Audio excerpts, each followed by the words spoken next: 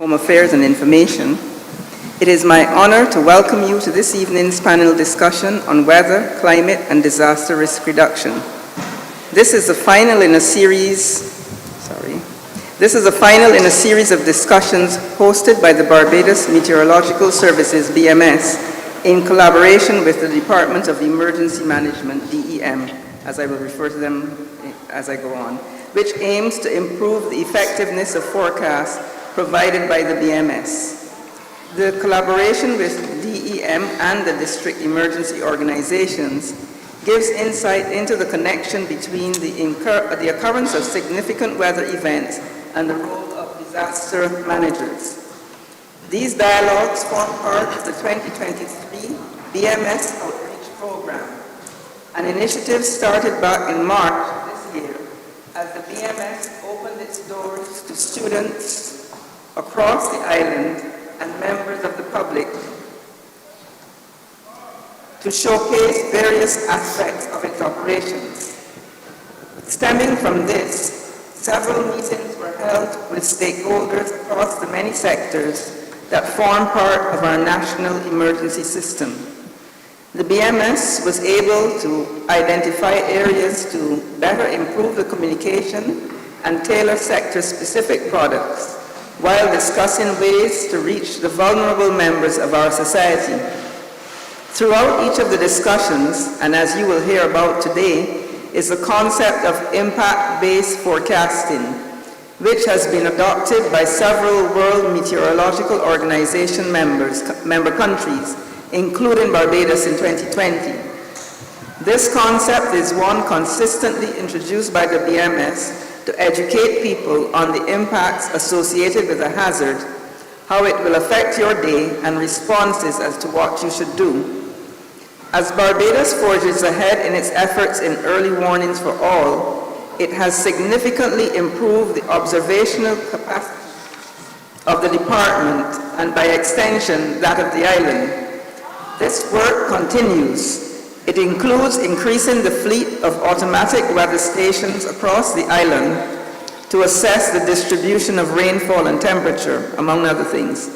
Recently, the BMS has gone beyond land observations to marine observations around the island's coastal waters. These unmanned surface vessels, one of which, named the Wilfred, was recently launched on the 23rd of October, will provide valuable information on swell height, sea surface temperature, and wind direction, among many other properties. The last mile of the Early Warnings Initiative is communicating effectively with the public and ensuring that the messaging reaches all members of society. It goes beyond forecasting and observing, but involves listening to customers and the needs of stakeholders.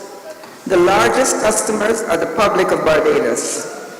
The previous panels have featured stakeholders from the tourism industry, insurance, the Coastal Zone Management Unit, agriculture, and health, to name a few, linking the impacts for weather and climate on these various sectors.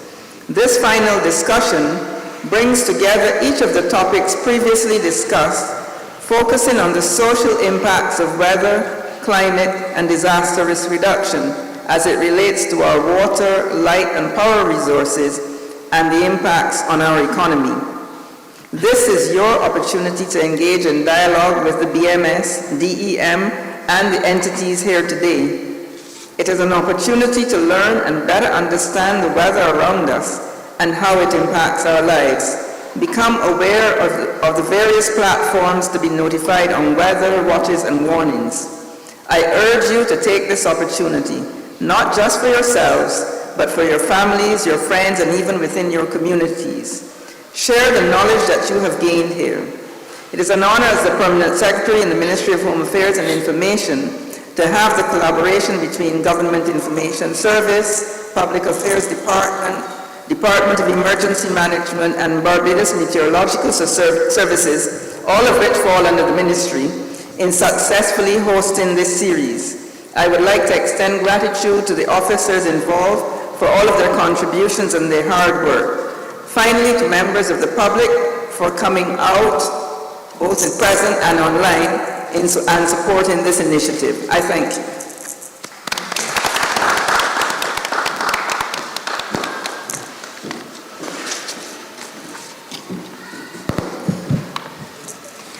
Thank you so much, P.S. Goddard. We begin by introducing our panel to you.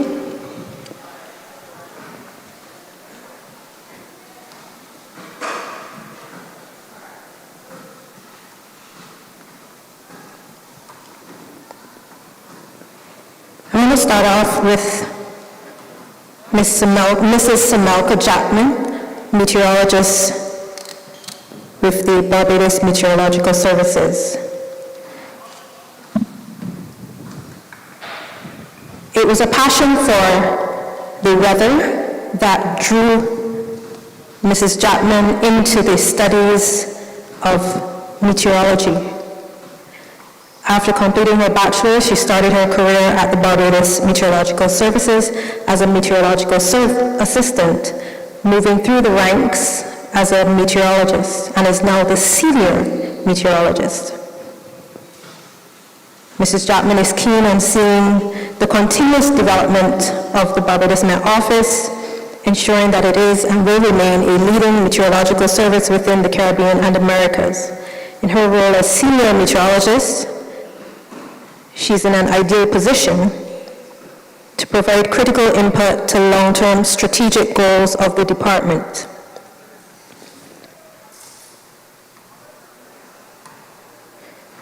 She's also a member of the Rotary and is guided by their motto, service above self. Ladies and gentlemen, Mrs. Samelka Jackman of the Barbados Meteorological Services. You can clap.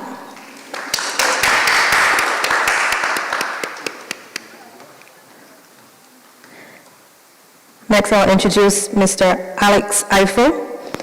Mr. Eiffel holds a master's degree in water pollution control technology from Cranfield University in the United Kingdom and a bachelor's in environmental biology from the University of Greenwich, also in the UK. He holds a diploma in land information and geographic information system and environmental health inspection.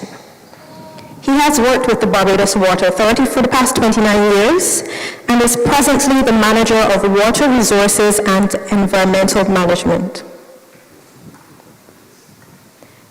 This unit, which he heads, has responsibility for the sustainable management and protection of the national water resources of Barbados. He is the BWA's representative on the National Climate Change Committee. Both his work and research interests are interlinked with environmental protection, modeling, and adaptation to climate change. Please welcome Mr. Alex Eiffel.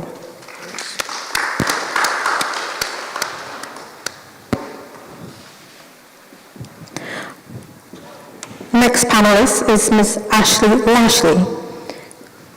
She is a 24-year-old Barbados UNICEF youth advocate and CARICOM youth ambassador who has a wide focus on social development issues, particularly as it relates to health, the environment, children, and women's rights.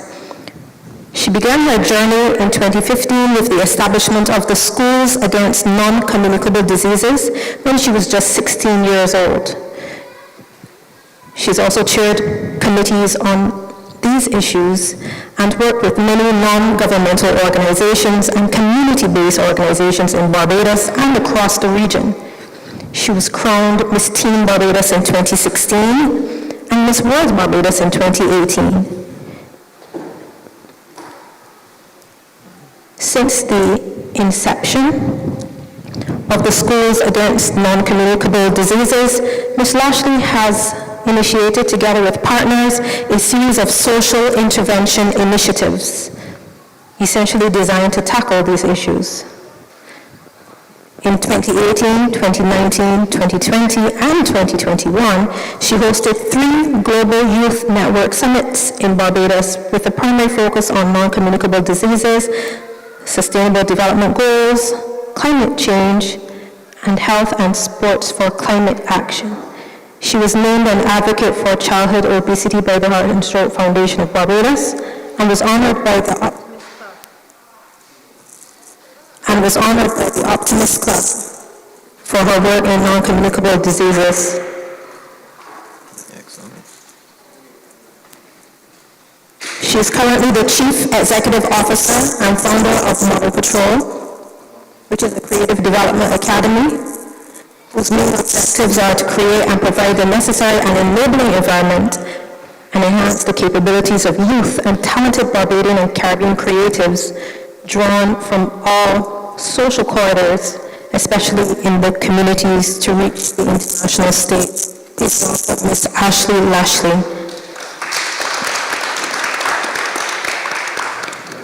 We are having some audio challenges, but we trust that our team will get to the bottom of it for us shortly. Next up is Anton Balgrave.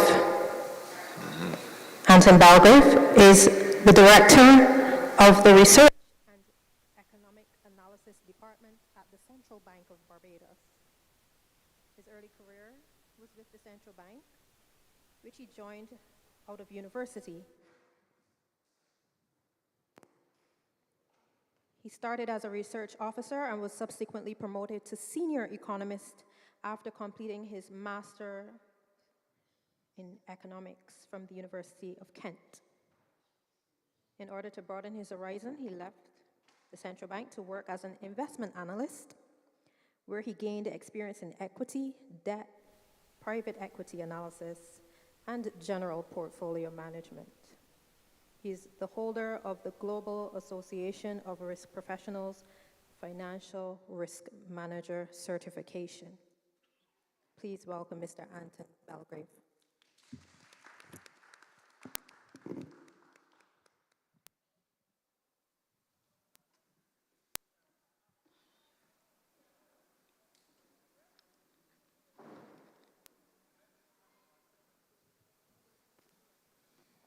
Also participating in our panel today is Mr. Roger Beckles. He is a senior engineering manager, distribution technical at the Barbados Light and Power Company Limited. He's assigned to the transmission and distribution section of the operations department. He has over 30 years of engineering experience at the utility level, having spent 23 years in the generation department, performing electrical maintenance and engineering for low-speed diesel units, steam station boilers and turbines and gas turbines and a lot of other stuff that I'm sure he will get into with us today. He has a bachelor's degree in electronic and electrical engineering from Birmingham University and a master's degree in business administration, MBA, from Durham University. His current responsibilities include fleet management, operations technology, substations, maintenance, and metering. He's also happily married for the past 24 years to his wife, Laura. They have 2 children, Jonathan and Kimberly. Big up to Jonathan and Kimberly, watching Daddy online. Yes.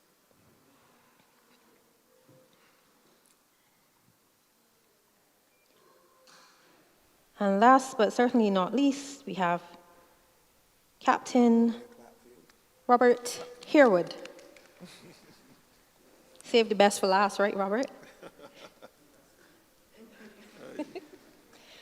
Captain Harewood is the Substantive Deputy Director of the Barbados Department of Emergency Management.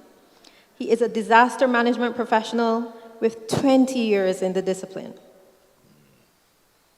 He has a bachelor's degree in sociology and psychology from the University of the West Indies, a Master of Science degree in risk, crisis, and disaster management from the University of Leicester, and a Cambridge University Professional Diploma in Project Management.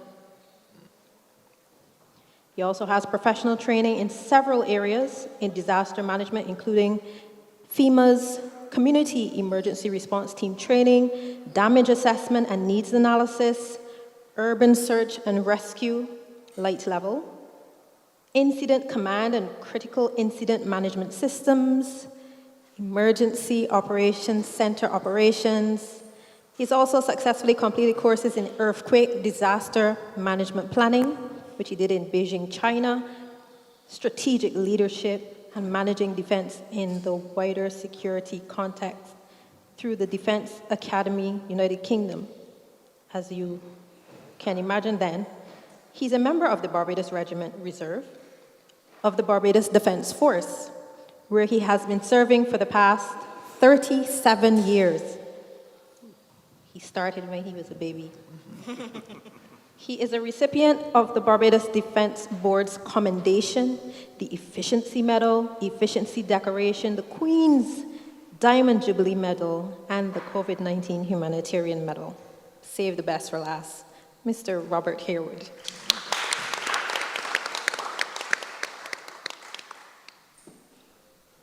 Ladies and gentlemen, we are here, as I mentioned before, to discuss weather, climate, and disaster risk reduction, as you would have heard the discussion. Before I start, I want to give a special shout out to all of the team members at the Barbados Meteorological Service who worked extremely hard to pull this entire event together.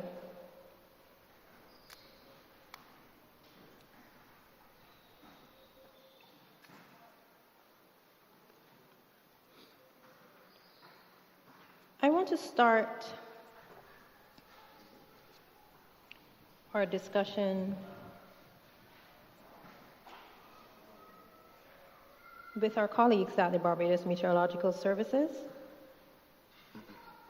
Give you the opportunity to open the baton, Samelka. The Barbados Met Service continues to include and engage a number of agencies within its outreach program through these very panels.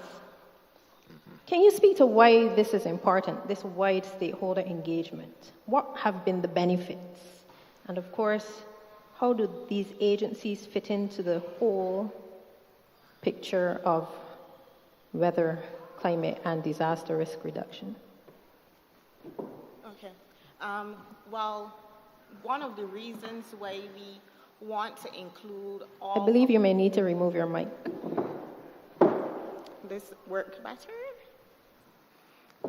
That should be fine, yes. Okay. So the reason why we include a number of stakeholders from various agencies and sectors in society is because the weather is connected to everything we do. It's connected to how we plan our day, is connected to how we send our children to school, is connected to how the utility companies operate.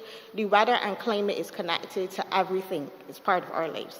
And when we talk about impact-based forecasting and when we talk about what the weather is going to do so you could better prepare yourself, we need to engage all of these stakeholders so that they could give us input. We can speak at the Met Office, of course, about what the weather will be and start to talk about some of the impacts. But we need professionals and persons with the expertise, like persons on the panel now, to tell us some of the other impacts that would affect each sector in society because of the weather. And that's why we've been engaging those stakeholders continuously. We at the BMS, we don't want to just say, okay, we're doing better, this is better than we did 10 years ago, and that is fine. But we want to say, okay, it's better now, but how do we move to the next level? And we move to the next level by having that engagement. And that is the main reason why we started the outreach this year. and the main reason that we're having all of these engaging conversations. Coming out of these panel discussions, there are some stakeholders which we might not have had any interaction with before. So, for example, the tourism sector, that was one of the sectors that we didn't have a lot of engagement with. Water Authority, Light and Power, DEM, they're very close to the Met Office, and we've worked together very closely. But the tourism sector, that was one that we hadn't worked closely with. We had a panel discussion. We invited BHTA to be on the panel. And coming out of that, we actually started having conversations with them regarding how can we tailor our messages to be more effective for the tourism sector, what they would want, what the members in the BHTA would like to hear from us so they can more effectively plan, which is obviously then very helpful to DEM, and I guess Robert will speak to that, regarding then the response and reducing the risk as it relates to disaster risk reduction. You mentioned impact-based forecasting just now. Can you give us a little bit more detail on impact-based forecasting and perhaps how it affects or benefits us at the micro or individual level? Right, so yes, we kind of say it without thinking at the Met Office because it's just ingrained in what we do now. So if you just think back to maybe 5 years ago, what you would have heard as it relates to the weather forecast coming out of the Met Office. You would have heard fair to partly cloudy with a few isolated showers. And that was what we were giving you. And that forecast was very compact, and it meant a whole lot, but it was just one sentence, and a lot of persons didn't understand what that meant. And people would meet me on the streets and they would say, oh, today is fair to partly cloudy, and or upper level trough is affecting us because there's rain. But they don't really know, they wouldn't know what it means, and they find it funny. So with impact-based forecasting, we kind of try to simplify what the impacts of the weather. So we forecast for a number of various hazards, rainfall, wind, thunderstorms, marine, as well as dust haze. And we start to look at each hazard and we start to say, okay, if we have rainfall, for example, if we have a certain amount of rainfall, so you might hear us say, oh, 50 millimeters or 2 inches of rainfall. Again, your question is, what does that mean? Not just you as the public, but also the stakeholders. You want a better understanding about what 2 inches of rainfall would do for you so that you would know how to react, how to plan, how to mobilize certain things if needed. So we've said, yes, we still give certain figures because that's still relevant to some persons. But then we take it a step further with impact-based forecasting and we say, okay, 2 inches of rainfall, this means that is likely to be flooding in certain areas, especially those flood-prone areas. Because if you get 2 inches of rainfall in a short space of time, that would cause flooding. So our language now, especially with our flood watches and warnings, we will start to say, could expect flooding in flood-prone areas, runoff from higher elevations, delays in traffic. So that starts to make you think, okay, these are the things that might happen if I see 2 inches of rainfall as that my office is forecasting. And this is what I would have to do. You can start to mobilize your plans effectively. So that's basically what impact-based forecasting is. And we do it in a color code where we start with green. Green is no action. So that's, for example, I would use the rainfall again because that's something that we get a lot. So for green, you might get a few light showers, you get those on and off showers, but you don't really need to do anything. You just continue your day as normal. So green, no action, just continue as normal. Then we take it a step up when you see a little bit more rainfall, which could start to maybe affect your day or the possibility of this rainfall being significant. And that's where we go to yellow, which is be aware. So we start to tell you and tailor our messaging saying, okay, just listen out to what we are saying because this may have some impacts on you. After that, we go to orange. And orange is normally linked with our watches and warnings. Sorry, our watches is for orange. And this again is where we expect significant impacts. And significant impacts mean that, say, flooding is possible. So that's kind of like the difference between a watch and a warning. So it is possible, but it's not definite. And some of the impacts that you would get with possible flooding would be things like, with the possibility of flooding, would be things like you might see more water settlements on the road. That doesn't mean there's a flood, but there's water settlements on the road. And then what does that look like? What do you need to do? And that's what we start to talk about. And then we take it to red, which is linked to our warning, and this means take action. This is the time where you have your storm warnings, your flood warnings. This means that something significant is definitely going to impact the island. So that's the basic gist behind impact-based forecasting. I know that is a mouthful, so I can just take a step back, and hopefully we can talk about it a little more later. So folks, in a nutshell, the Barbados Met Service is using red, yellow, orange, and green to tell you how your day may go, how you should be prepared, whether or not to take action. And as you follow them on their social media or download their app, you are encouraged to pay attention to these colors as they are used in the presentation of your notices so that you are conscious of what could possibly happen. I want to take this opportunity to bring in Mr. Harewood from the DM to tell us how the DM is involved in this warning process with the Barbados Met Service and the other important players. Okay, thanks for that. Let's take a step back first of all. So the Department of Emergency Management by Act, the Emergency Management Act Cap 160A of 2007 gives us responsibility for managing and coordinating the National Emergency Management System. This system includes several tiers. They include, for example, the Emergency Management Advisory Council and 15 standing committees. And those standing committees have what we call, and there's a reason why going back here, what we call emergency support functions. Some of those functions include sheltering, warning, et cetera, et cetera, et cetera. So there are a lot of agencies within within standing committees that have emergency support functions. We also have the emergency management plan that specifies the Barbados Met Service as the national warning agency for Barbados. Why? DM is not a 24-hour operation. The Met Service says. So Met Service warns for things like, or gives information for things like tropical weather systems and the tsunami hazard. So that's how we work closely with the Met Office because they provide information to us. And you could put it like the social scientists and the natural scientists. So within impact-based forecasting, the Met Office, as Melka indicated, will say what the weather is going to be, and our job is to turn that into something palatable for the public, for them to understand what the weather will do, and also look at contingencies.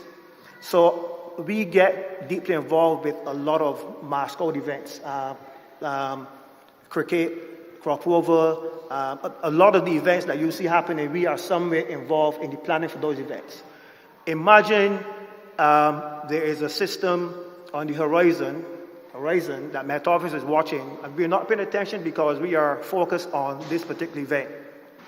And Met Office says, okay, we're going to get 4 inches of rain within the next 4 days. What would that mean for the event? Our job is then to look at that, speak to event coordinators, and look for contingencies that if this thing should happen, what would your contingency be? Where will you move next? What responses you would need to support the event, etc. So the Met Office for us provides the early warning or the initial warning or information for tropical weather system hazards and the tsunami hazard. Okay. I don't know if I answered your question. Yes, you did. And I'm glad that you mentioned some of the other issues that you manage. So you're not only involved in mitigation and contingency planning for storms and potential tsunamis, but you're also involved in mass crowd management, etc. And I think that that's important because for us as laypersons, we mostly hear from the DEM when there's something hurricane related, but it is to be appreciated that the scope of the work that they provide and the work that they do is very, very broad. As a matter of fact, Mr. Harewood, could you give us some details about the workshops that you do with the district emergency organizations? Certainly. Again, I want to take a step back before I come forward. So we practice what we call comprehensive disaster management.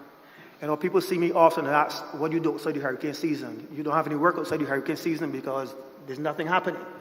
Hurricanes, we see them coming. I always say that's the least of our worries. Don't give me lashes for this, but we see them coming, right? There's the sudden impact hazard that we don't see coming that would really put us in a significant or give us significant challenges. For example, the earthquake, the nearshore tsunami, etc.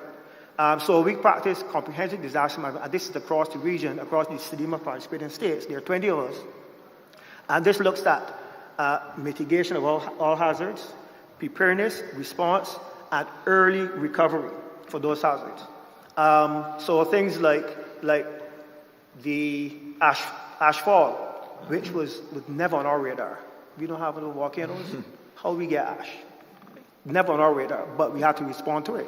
So for us, that was, although that was a sudden impact hazard for St. Vincent and Grenadines, but it was a new hazard for us. So things like that we also have to deal with, and how we deal with it, the district emergency organization is our, we used to say eyes and ears, but they're more than eyes and ears now, because in the past, a lot of training would not have gone up to DOs, but DOs are now trained in damage assessment. They're trained in some aspects of early search and rescue. They're trained in first aid. They train in operations management. They just finished a shelter management course through the Ministry of Education and United States International Development Bureau of Humanitarian Affairs, etc. So the district organization are the members of the community within the 30 constituencies that provide first line, I use this term loosely, grassroots support to the communities, because we at the DM, we can't be everywhere. So they're an extension of the DM, they're part of the DM, they're volunteer arm of the DM that provides that intervention at the community level.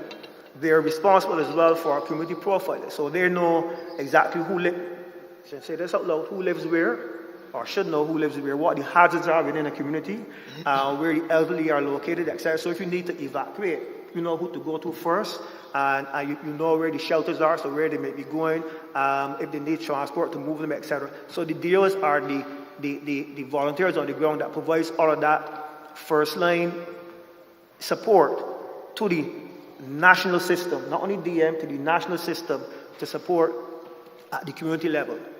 So as indicated, some of the training that they would have gone through just this year would have been damage assessment and needs analysis, through a certified course from the SEDIMA Training Center.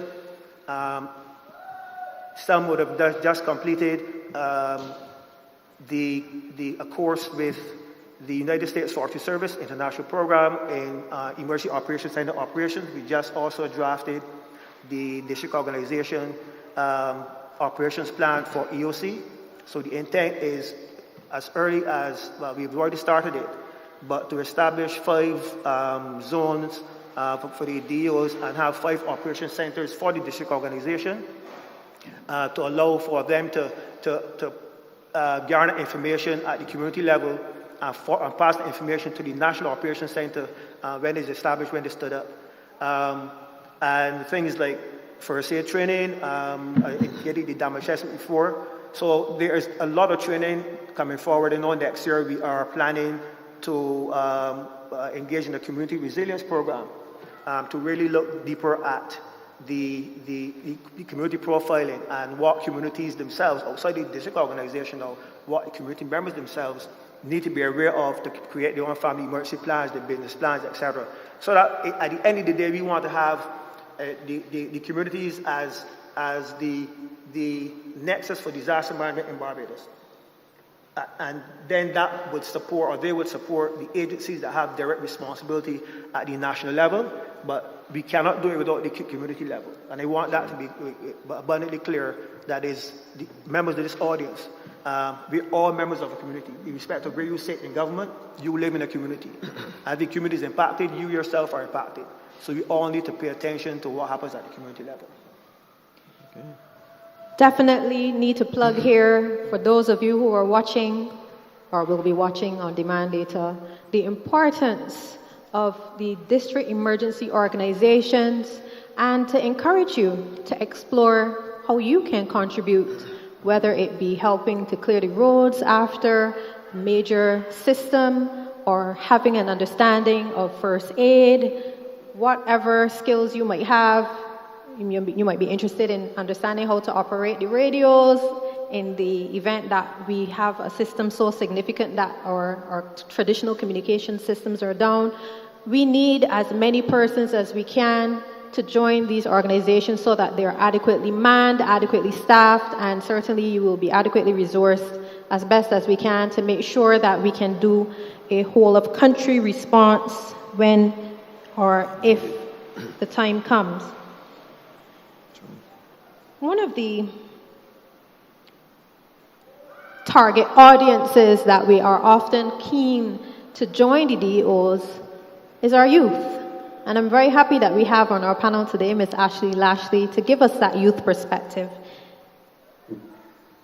Can you, Ashley, perhaps give us your youth definition of climate change and give us an overview of the role that your foundation plays in helping to engage our young people? Thank you. Good evening, everyone. The Ashley Lashley Foundation was started in 2019. And firstly, as you guys heard in my bio, my advocacy was centered around non-communicable diseases. And there and then I recognized that health and climate are inextricably linked. And that led me as a passionate young person to partner with UNICEF to develop a global campaign entitled HEY, which stands for Healthy and Environmentally Friendly Youth. And what it does, it looks at the interconnectedness that climate change has on people's physical health, but also their mental health. And it is, as I mentioned, a global campaign. And when I first started it, we had a network of 21 ambassadors in 2021, and we were building their capacity to advocate for the necessary climate and health justice. And from there, building their capacity, partnering with different community organizations, we were able to expand that campaign. And to date, we have a network of over 200 young persons in the Caribbean, Latin America, Europe, Africa, Asia, and North America, who are all coming together to really agitate and advocate for the necessary climate and health justice. What we also did through the foundation is that, as we know, youth and women are one of the most vulnerable groupings to the impact of the climate crisis. And we did a study that looked at the impact of climate change on people's physical and their mental health. And what we've recognized through the foundation in general, but predominantly through the HEY campaign, is that lots of persons don't understand how climate change is impacting on their health and how it goes beyond their physical health into their mental health as well. We're seeing today that there's so much extreme events, weather events, and the intensity of these events in some countries, persons lose their lives, persons are displaced as a result, but also especially for those single mothers of large households and those vulnerable communities, when persons have to migrate as a result of the impact of the climate crisis, especially when persons are the breadwinners of their household, then that has an impact on their mental health as well. So through the HEY campaign, it's relatively to building a community of young persons who can, at a grassroots level within their schools and within their communities and within their homes, really highlight the need for more resilient infrastructure to the impact of the climate crisis. But also what we do through HAY is that going way beyond the capacity building is that what we've recognized is that so many young persons have innovative solutions to the impact of the climate crisis. So through our partners, the Clara Lionel Foundation, Open Societies Foundation, and UNICEF, we were able to launch last year the HAY Climate Fund. And for me, recognizing that young persons do have innovative solutions, and it goes way beyond talking to them about climate change, but actually seeing if they have the potential to implement these solutions at a community level, I took the courage to discuss with the partners to develop the HAY Climate Fund. And that looks at reimagining climate finance in an intergenerational context. And when we launched the HAY Climate Fund, it was just an idea that I had. And when we launched it, the topics were climate and health, climate and food security, and climate and gender. We got over 1,400 applications from young persons globally, submitting really impactful projects that can transform lives and transform communities. And 3 of the projects in which the selection communities selected was one from Barbados, aquaponics farm. Then there was a youth group from the Philippines that looked at the indigenous groupings and those remote communities and mothers who as a result of a disaster, may not have access to electricity, so they built like a solar power box. And there was one more, but I can't remember what exactly that project focused on. But through the HAY campaign and through the Ashley Foundation, what we really do is we build the capacity of young persons to advocate for the necessary climate justice. Some of our programs going to the Barbados Youth Climate Action Summit coming home, and even last year in partnership with Spinney, we launched the Ecoactive Youth Program. And what that looks at, that goes into the schools here in Barbados, and we talk to the kids about what it means to protect the environment, what it means to maintain and live a healthy lifestyle, and then we get them active in some form of physical activity. And we also looked at reduce, reuse, and recycle, and teaching them about the 3 R's. But when we're in these schools, it's shocking that everyone always has the notion you have to go into the schools to talk to the youth about climate change, and they're not aware about what climate change is, what climate change means. But it was shocking to see that when we go into these schools and we ask kids a simple question, what is the environment? They're able to tell us the environment is everything around me. It's my school, it's my home, it's my family, it's my friends. When we ask them about climate change, they're able to give us a defined answer about what climate change is. So we need to really stop underestimating the intellectual capacity of young persons, and within the school sector, really challenging them to partner with different organizations to create different projects and ideas to help really transform their school sectors, their communities. And that's what we try to do through the Ashley Foundation. Awesome. You mentioned a lot as it relates to your global impact. You mentioned as well the Barbados Youth Climate Action Project. Can you tell us some more about that so that we can have a stronger appreciation of how you're impacting right here at home? Yeah, so as a young person, I remember growing up, but also when the idea of the Barbados Youth Climate Action Summit was conceptualized, it was conceptualized based on there was not a forum in which young persons, especially within the school community, could come together to really discuss climate change and its impact on Barbados and our community. And we developed the Barbados Youth Climate Action Summit. It only took place last year, and the themes that we focused on was youth accelerating action, building a climate-conscious community, and resilient recovery. And we believe that those 3 topics were very crucial to engaging young persons in a discussion. But when it also comes to youth engagement, it is important to have that intergenerational perspective. So the first year in which we did it, we had an intergenerational panel like today, because I'm the youngest person on this panel. But we had an intergenerational panel discussion focusing on those thematic areas. We had both exhibitions as well. But last year, what was I would say, one of the key highlights was that not many school students came out to participate in the first edition of the Barbados Youth Climate Action Summits. The dialogue within the panel discussions that we had were very key and very crucial, but then we went back and we talked about how we can really, like persons today to say that we have to find a way to make agriculture sexy, but how can we find ways in which young people, young Barbadians and children in particular, will be willing to come on board and hear about the discussions. And this year, only last month, we had the second edition of the Barbados Youth Climate Action Summit, and we were able to have over 500 school students really coming out discussing climate change. We had a discussion on women in climate action, really empowering women in climate action in Barbados. We had different breakout groups focusing on renewable energy, climate action, ocean spaces, and so many interconnectedness to the climate and environmental topics. And then we challenged them to come up and present us with the solutions, and they did an incredible job throughout that. And I also walked with some statistics as well here today, because based on the Barbados Youth Climate Action Summit, we did also a youth consultation.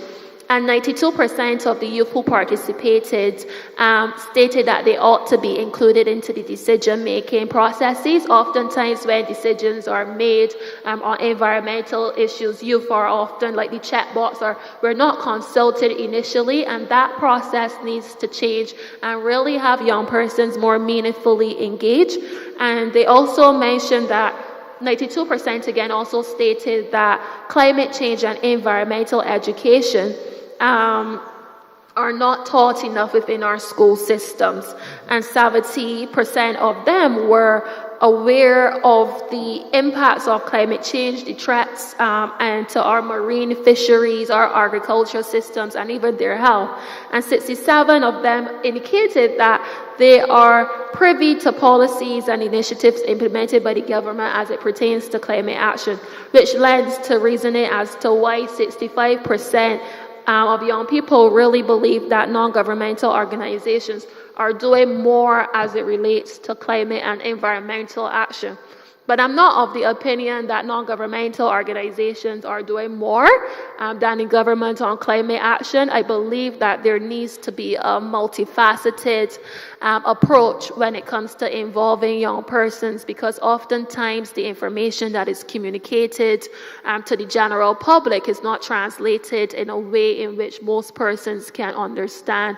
So there needs to be a heightened level of sensitization and awareness first and foremost to our young people, our children, our public, as it relates to what exactly is being done on environmental and climate-related issues and their role in helping protect their communities and Barbados in general. Agreed.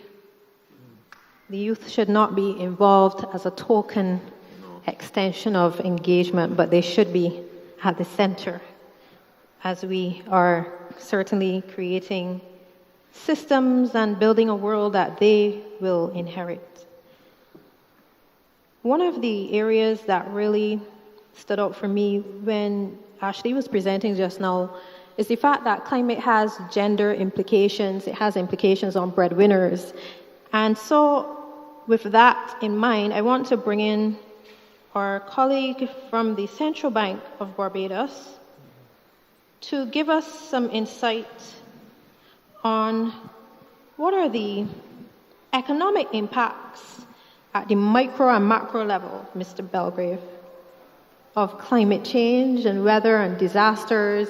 We would have had Elsa, we would have had a freak storm, we had Ash, as we heard just now. All of these things have dollars and cents impacts. Can you tell us about the views or summarize what the central bank has been observing as it relates to climate? Well, firstly, good afternoon, everyone. Thank you for having me here. I think when you look at the impact of climate and climate change in Barbados, you have to kind of pick out pick your stories carefully and set up your benchmarks carefully. And for us, a key benchmark would be what happened in the Bahamas in 2019 under Dorian. Now we had, if you look at our economic path over the past couple of years, we had the pandemic shock. Cumulative over 2 years, we lost 14% of GDP. Dorian took out 25% of the Bahamas' GDP. So all of a sudden, you had a country that was reasonably well managed, good levels of foreign exchange, and then all of a sudden, you know, for the next 2 years or so, because you had a situation whereby damages to the hotel plant, etc., things were a little sticky, so to speak. You know, you had your debt ratings were downgraded, etc. So you can see immediately, and the Bahamas is actually a little ahead of us in terms of per capita, in terms of wealth, per capita GDP. But you can see the impact of a storm like Dorian on a country which is medium income, you know, fairly reasonably well off, reasonably good houses. The one disadvantage I think they have over Barbados is they're flatter, so the hurricane impact is greater. But you can see those impacts on a country that is fairly wealthy, a fairly good housing stock. I've visited Bahamas, etc.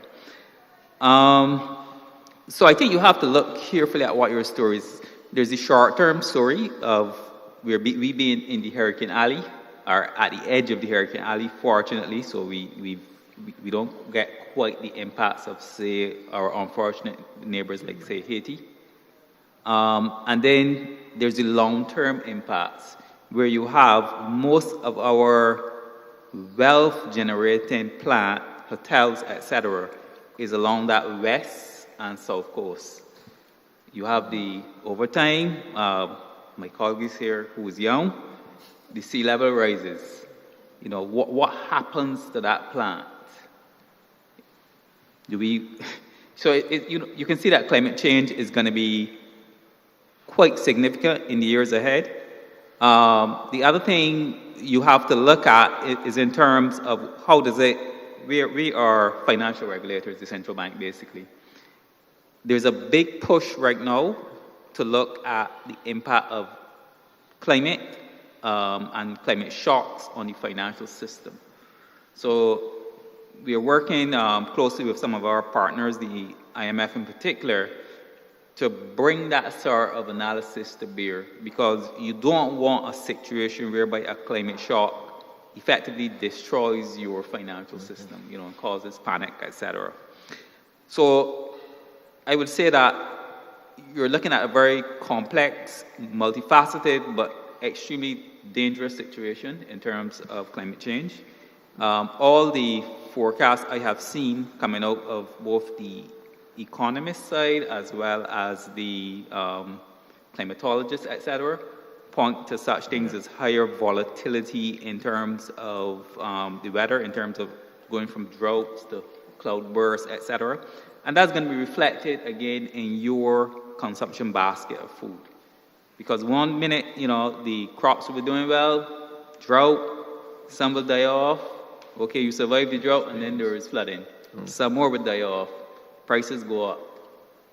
You probably have to import, hits your foreign exchange. So you can see it impacts you in so many different ways and in so many practical ways that you really are obligated to kind of organize your society to at least mitigate the impacts of climate change. I hope I answered your question. Yes, but I want you to go into the microeconomic impact a little bit more so that the average person listening can kind of see or understand how the central bank is assessing the impact at their level. I know you talked about the financial system and its vulnerability, but give us some more from the microeconomic perspective. Well, from the micro perspective, I would really go back to the issue of what we eat, what we consume. I mean, agricultural, our food production sector is probably the most directly vulnerable sector to climate change. Much of our agricultural production is rain-fed. So again, you have a situation whereby you're seeing this increased frequency of swings in the weather, so to speak, this volatility. And the volatility itself is problematic in terms of the planning of crop production. Because all of a sudden, whereby you would expect a certain degree of, say, rain in June, and I have no idea how much that would be, you get a lot less. And what you have planted or you expect to come to fruition for the market isn't realized. So I think for the ordinary man, climate and woman, climate change will be reflected when they go to the supermarket. The short-term climate change, the volatility. They're probably seeing it now in terms of when they go to the supermarket and try to buy tomatoes or something like that, cucumbers. Maybe you can't even find them. That is part of climate change. We even saw it in terms of the production of chicken. Hot weather, basically killing off quite a few of the maturing birds, with the result being that there is obviously moves afoot to try to mitigate the possibility of any shortages coming through in the future. So you are seeing these impacts directly in your pocket already. And I think we have to look at, and I know government has been kind of encouraging persons to go towards greenhouses and such to try to mitigate those impacts. The problem I suspect there may be cost again. The cost of putting a greenhouse, etc. So the farmer has to expend a fairly significant capital cost. The irony is if you put up a greenhouse and you're mitigating against maybe weather, but then a hurricane comes and blows away your greenhouse. True. So, as I said, you're very likely to see climate change effects in your pocket in terms of when you go to the supermarket, and that effect is likely to accelerate, so to speak, in the years ahead. So even though this aspect of the panel discussion isn't specific to climate, as we look at the other side of it, disaster and risk reduction, we would have seen a significant economic impact as a result of the pandemic, as a disaster that affected us, something that we did not necessarily have enough plans in place to deal with at first, and there was a seeming mad scramble to try to put up as many walls as possible, but certainly the economic fallout, especially from tourism, cruise tourism, etc., was significant. What was going through the minds of the central bankers at that time as we watched our main foreign exchange earner just take a massive hit? Well, we have, I have been around for a little while, so we have seen the 9/11 attacks, etc. So this was, I would say, a similar type experience as we saw the pandemic kind of brewing and getting bigger and bigger in terms of impact. So obviously, I would say the then governor was quite worried. Prime Minister obviously would have been quite worried because, as noted, that's the main foreign exchange earner in particular. I wouldn't say that there was a mad scramble, but you have to kind of, almost every 6 months or so, there is something that is brewing in this world, some new disease that is popping out, and most of them, fortunately, don't reach the point that COVID had reached. But we do have periodic scares that we've been able to keep down so far. And part of it is linked to climate change and what we've done to the ecology of this planet as well, too. So part of it is very much human-induced. So we try to monitor these things very carefully. We spend a hell of a lot of time forecasting, speaking to, not just forecasting with the computer, but also speaking to like tourism partners and evaluating what's going on overseas. So that is part of I would say the constancy of the job that we do. Indeed. Folks, we are interrogating the topic disaster, risk management, weather and climate. And we have here with us two of our utility representatives. And I want to start with my colleague here on my immediate right from I believe he's from the Barbados Light and Power. Mr. Roger Beckles. Even as we try to manage with these disasters and the impact, and we look at how it impacts the individual, we heard just now that it impacts people in terms of what is available and how expensive it is as it relates to the breadbasket. But there's also that impact as it relates to whether I will be able to turn on my microwave or if I go light the oven, whether I will be able to charge my phone or if I go plug it in the car, and these different things that we rely so heavily on electricity and often take for granted. With the Barbados Light and Power, you have many systems in place, I'm sure, to preempt these disasters, climate, etc. Tell us about the work that you do as it relates to that preparation. Good afternoon, everyone. I wanted to start off by giving you all some facts in terms of how our network is set up. So we have 130,000 customers, of which 18,000 are commercial, and we have about 4,000 kilometers of overhead network cables. That's to distribute the power to the various communities. Of that 4,000, 200 kilometers of that is for transmission. When I talk about transmission, we have 3 power stations, one in the north at Trent, one central west at Spring Garden, and the final one at Sewell. And those power stations, they generate their voltages at 24,000 and 69,000 volts, and we transmit that power either by underground or overhead to 18 substations which are stretched across Barbados.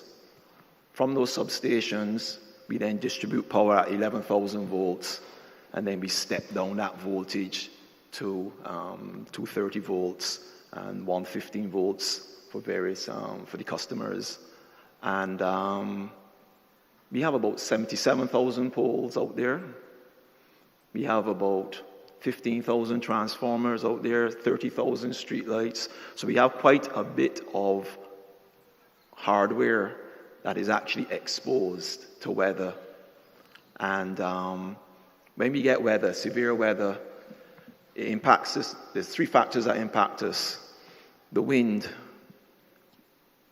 High winds cause trees to blow down. And those trees will come down on our power lines or they will come down on our poles. Now, we've been able to mitigate against the trees in that we do a lot of tree trimming. We also do tree clearing, where we just remove whole sets of trees from certain troublesome areas. What we do there, we plant back dwarf trees in those areas. When trees come down on the power lines, we have a special binding or connection on our poles that at a certain stress level, the lines come away from the insulators on the pole, because you don't want the pole to break. Because the time is very time consuming to actually have to erect and plant a pole. So we try to save those poles. With regard to, there's also flying debris with regard to wind. That will also sever our overhead lines as well. The next factor is rain. When there's severe flooding, we have a challenge with being able to access our poles or our hardware out there on the network. There's also the challenge with land slippage, especially in the Scotland district, where you, and say like White Hill, where you have the land slipping and also causing the poles as well to slip. That's one of the challenges. And then recently, in 2021, we would have had the lightning or freak storm, we would have measured over 60,000 lightning strikes on the network. And during that storm, we would have lost just over 20,000 of our customers as a result of lightning. And what the lightning would have done, it would have blown a number of our overhead. On the overhead network, we have a series of fuses, and we would have had to change a significant number of those fuses as a result of that. And I mean, that amount of lightning was, well, we weren't expecting that. That was definitely a surprise on the network. To mitigate that, what we've done is to do a more comprehensive maintenance on our arresters. We do infrared checks on the arresters as a way to predictively determine if an arrestor is about to fail. So at night, we do infrared checks on those arresters, and we also have obviously stocked additional arresters for those kind of emergencies. In the past, since 2016, everybody would have heard about our AMI, our advanced metering infrastructure. Most of you all have one of those meters now at your homes. And what that has allowed us to do now is have real-time visuals of what is happening at customers' homes. Before that, all we could do is distribute power to customers and wait for customers to call us to tell us that the power is off. Now we know based on those AMI meters, so we're able to use the AMI meters for outage management.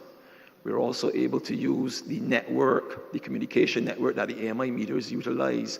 We're able to use that now to be able to modernize our grid so that we can put more sensors and smart devices on our network so that we know what's going on. You've got the proliferation of a lot of PV, photovoltaic or solar systems on the network, and those AMI meters allow us to be able to see what they're doing at any given time.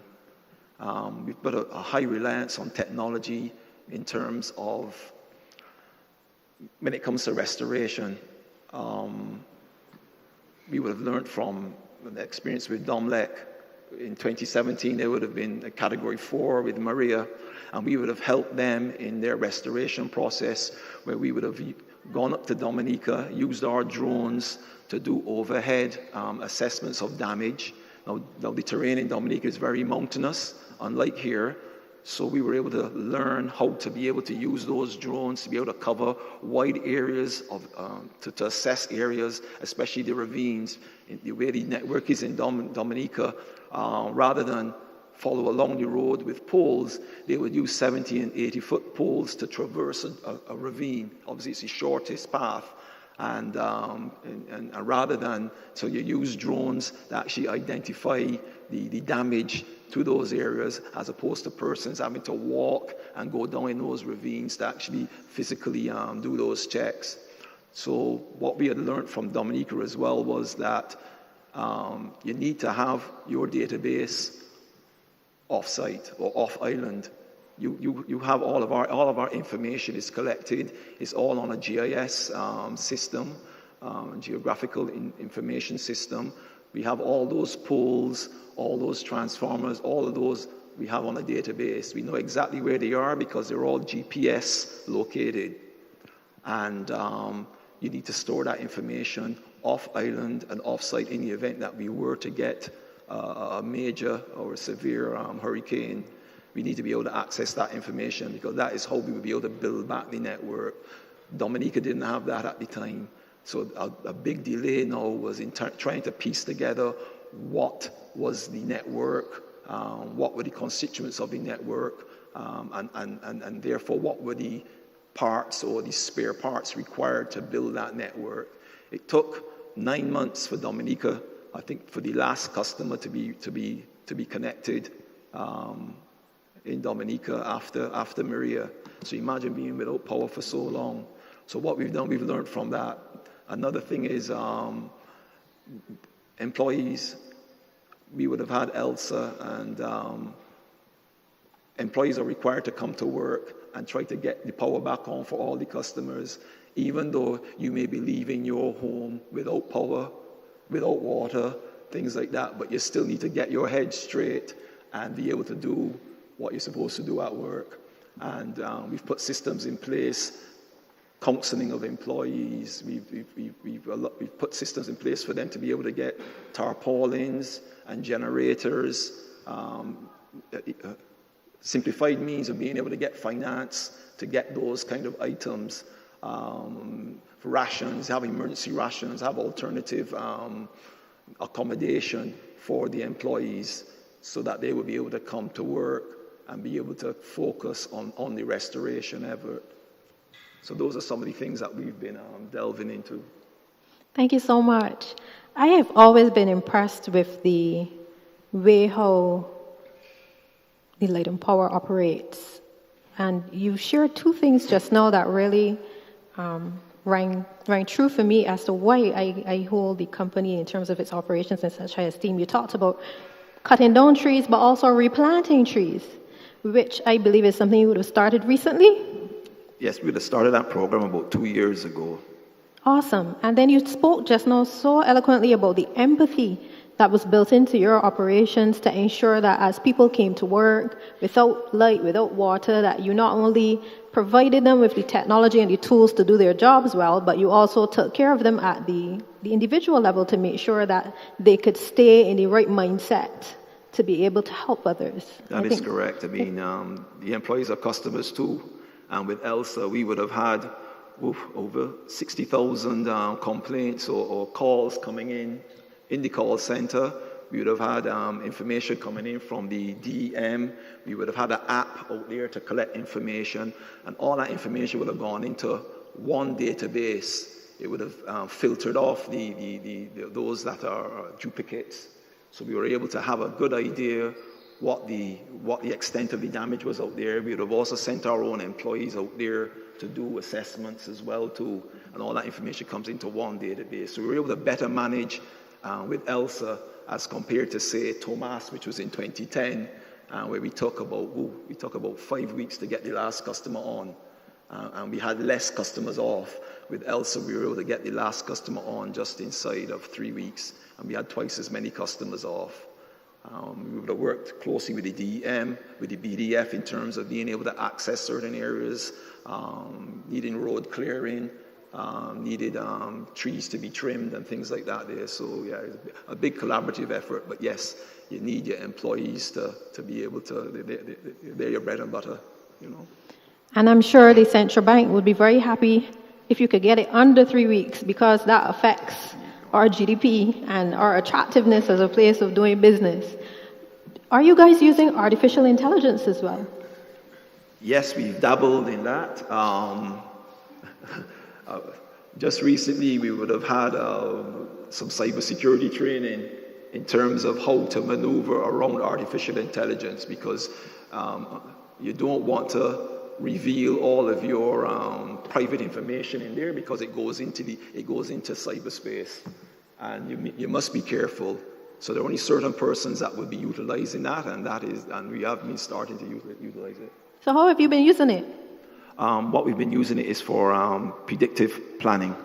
Predictive planning, okay. Yes, in terms of so here in Barbados, we have a number of PV, photovoltaic, solar, yes. Photovoltaics and solar, and we're closely approaching 100 megawatts of solar installation.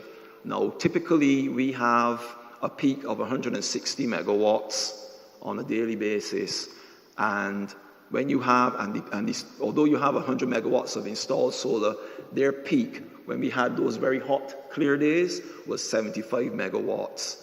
And what happened to us on those days was it became quite unstable, because solar, the output from a solar plant is intermittent. It varies like this, up and down.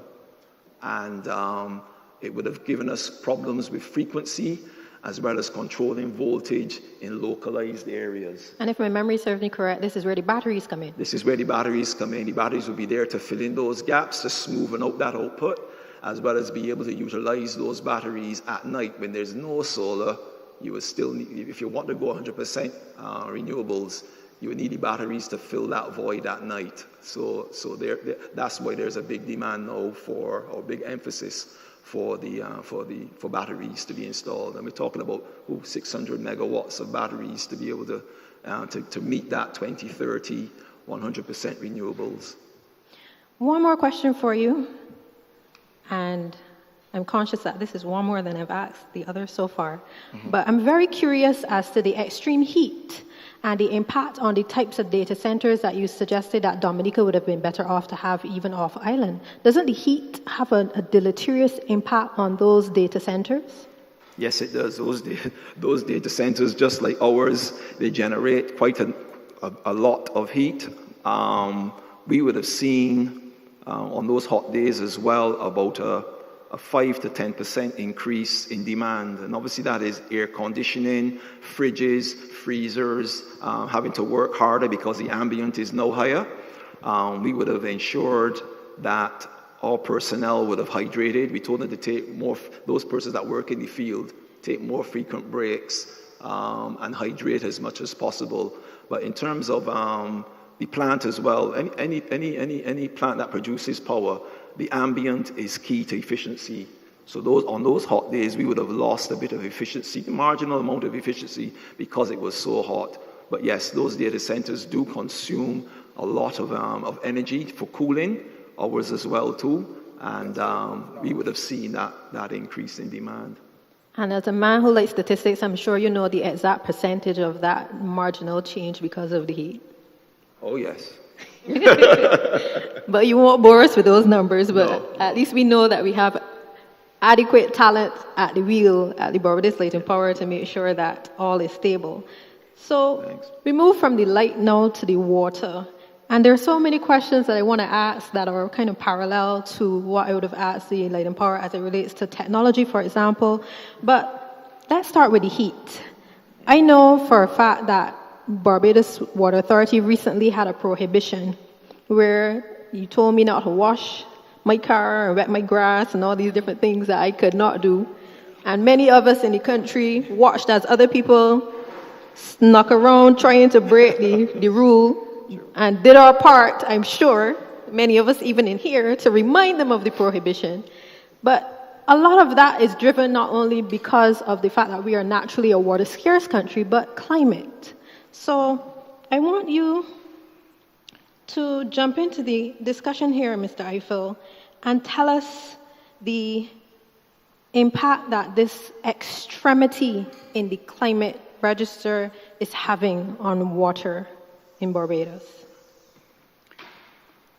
I am very careful in defining climate.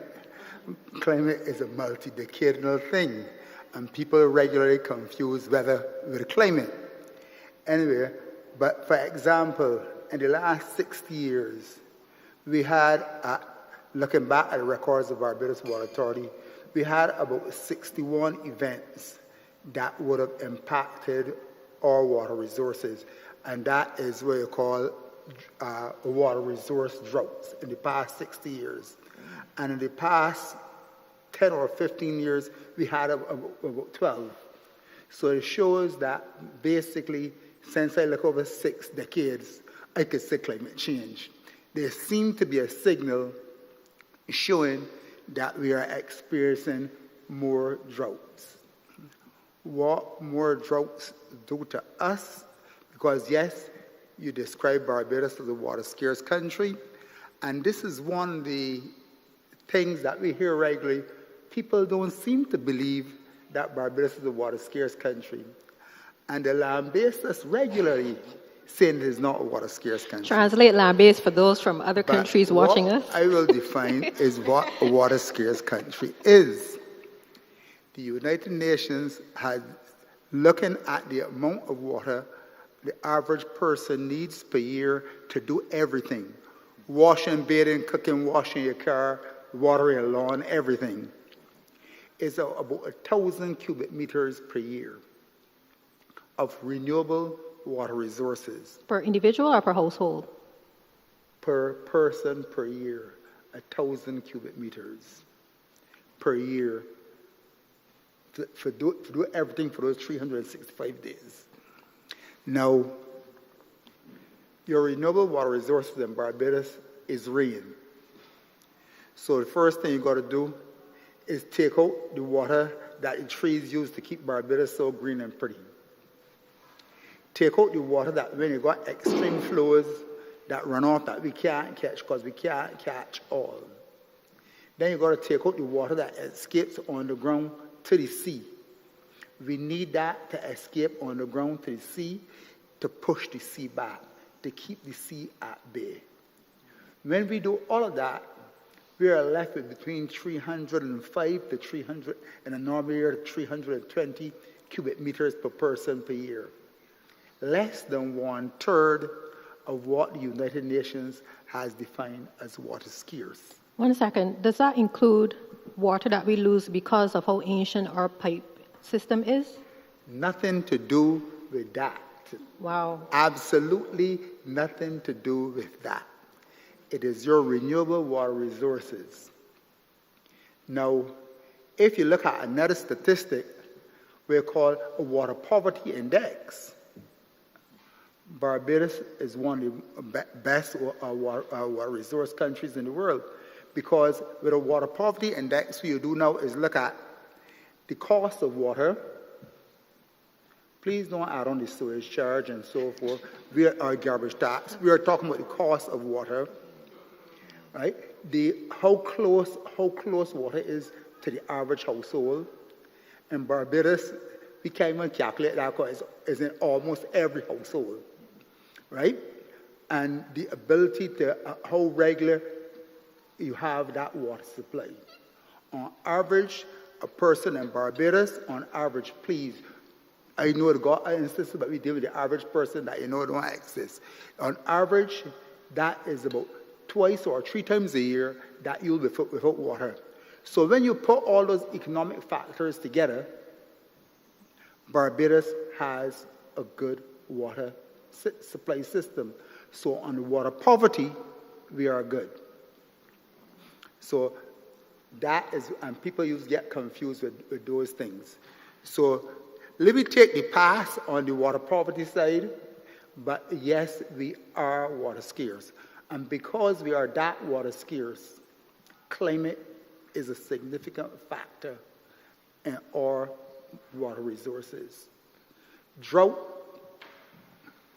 is long onset, long impact. As I tell you, in the past 6 decades, we had about 60 events that impacted our water resources, and a significant part coming in the last decade or two. Now, how does that affect our water supply? One, as I told you, you need that water that escapes on the ground, going to the sea, pushing the salt water out. So therefore, you can have saline intrusion. Our salt water is heavier than the fresh water, so we have a lens of fresh water floating on top of seawater. If you drill almost anywhere below the second high cliff in Barbados, you will butt water, and you will also butt seawater. But the fresh water is on top of that, and we take from that fresh water. Now, what happens when that water coming in is less?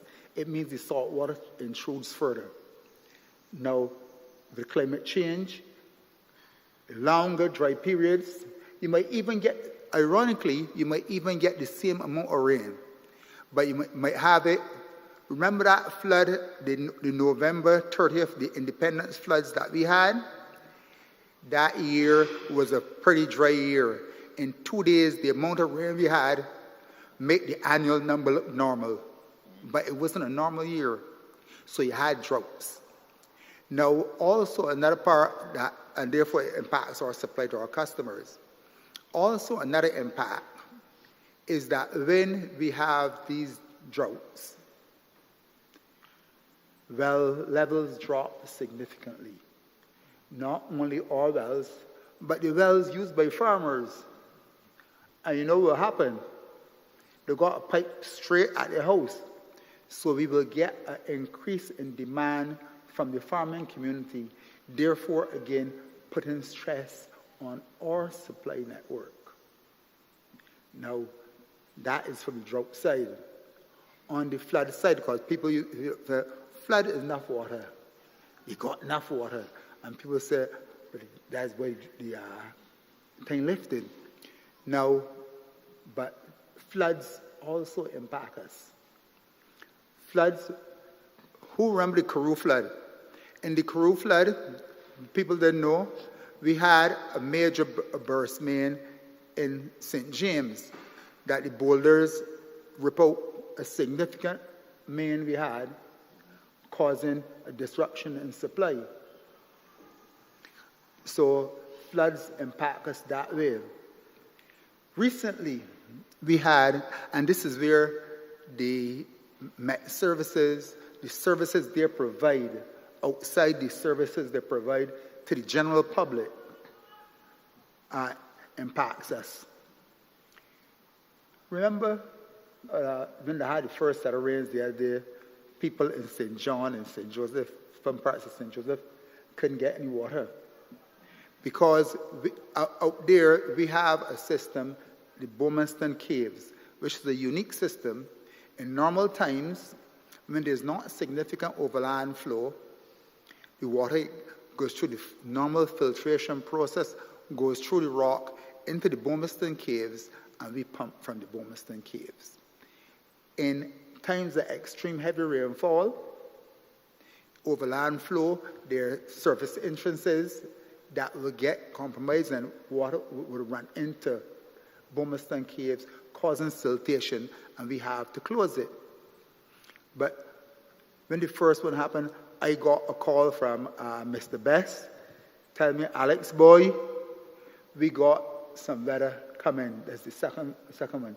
So yes, people suffered disruption and that the water was turned off, but this second time, the water was turned off before there was a significant impact, because the Met services could have told me, look, boy, you expect 3 or 4 inches of rain in the area up there, so basically you know what to do. So it's those kind of services that Met services provide to its client base that is a help to us in situations like those. So how does the extreme weather and climate change affect your repair schedule? Basically, now, one of the other things that both the drought and the rain and the heavy rains will cause, and the same scenario that he was talking about just now, that area is very prone to slippage. But in drought times, the soil comes apart and can pull apart our mains. So therefore you get breakage. In the rainfall, King Street and those areas, you get land slippage. That pulls apart our mains. So what we've done in areas like that now is that we're using HDPE. Not that it can't break, but it have more give. It can withstand that stretching and so forth much better. But yes, it can break. And the drought wouldn't affect our repair schedule in the sense that we can't repair. But if we got a flood, we ain't sending about the fixed mains in a flood, you know, because the trench gonna be full of all kind of nice, pretty water, and therefore it makes it difficult to do your repairs, because if it's a flood, you're constantly pumping, and still like in whole town, the water can't even get to the sea, so there's no way you can pump out enough water to do an effective repair.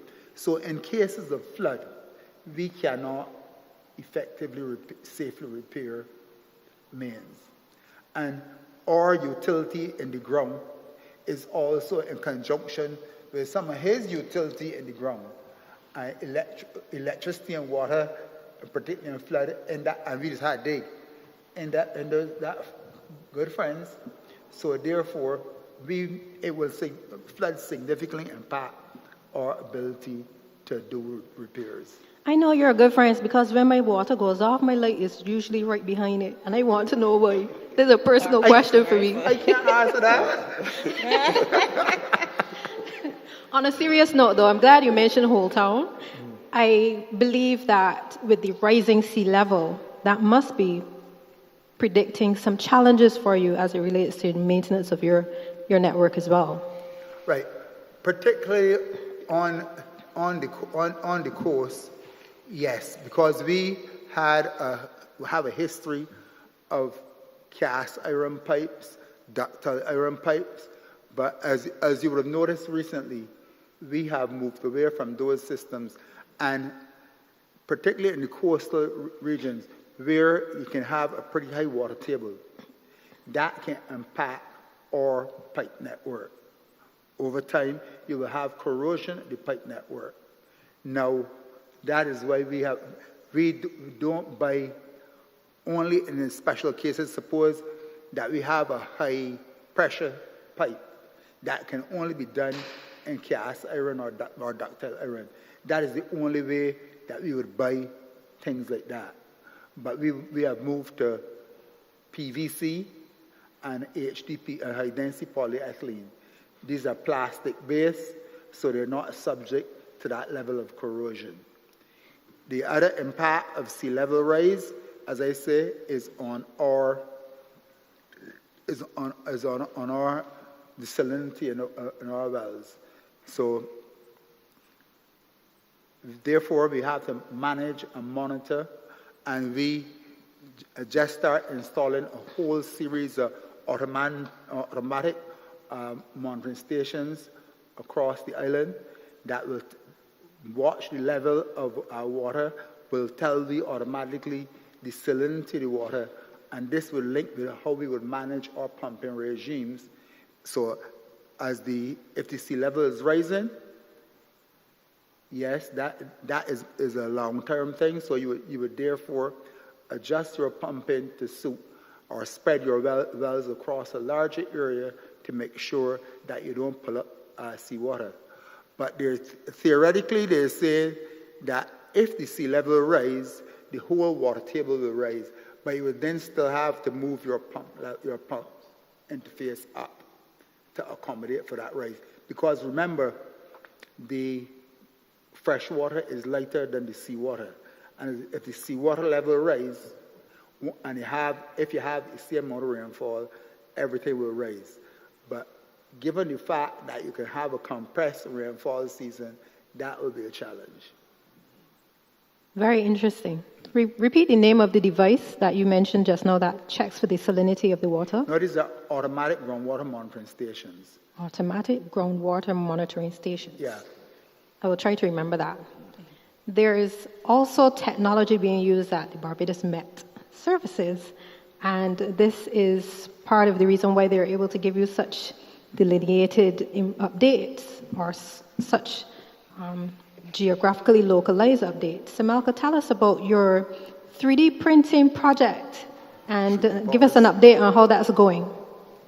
Okay, so I'll speak on that, but I think listening to all the panelists, I mentioned earlier about sector-specific forecasting.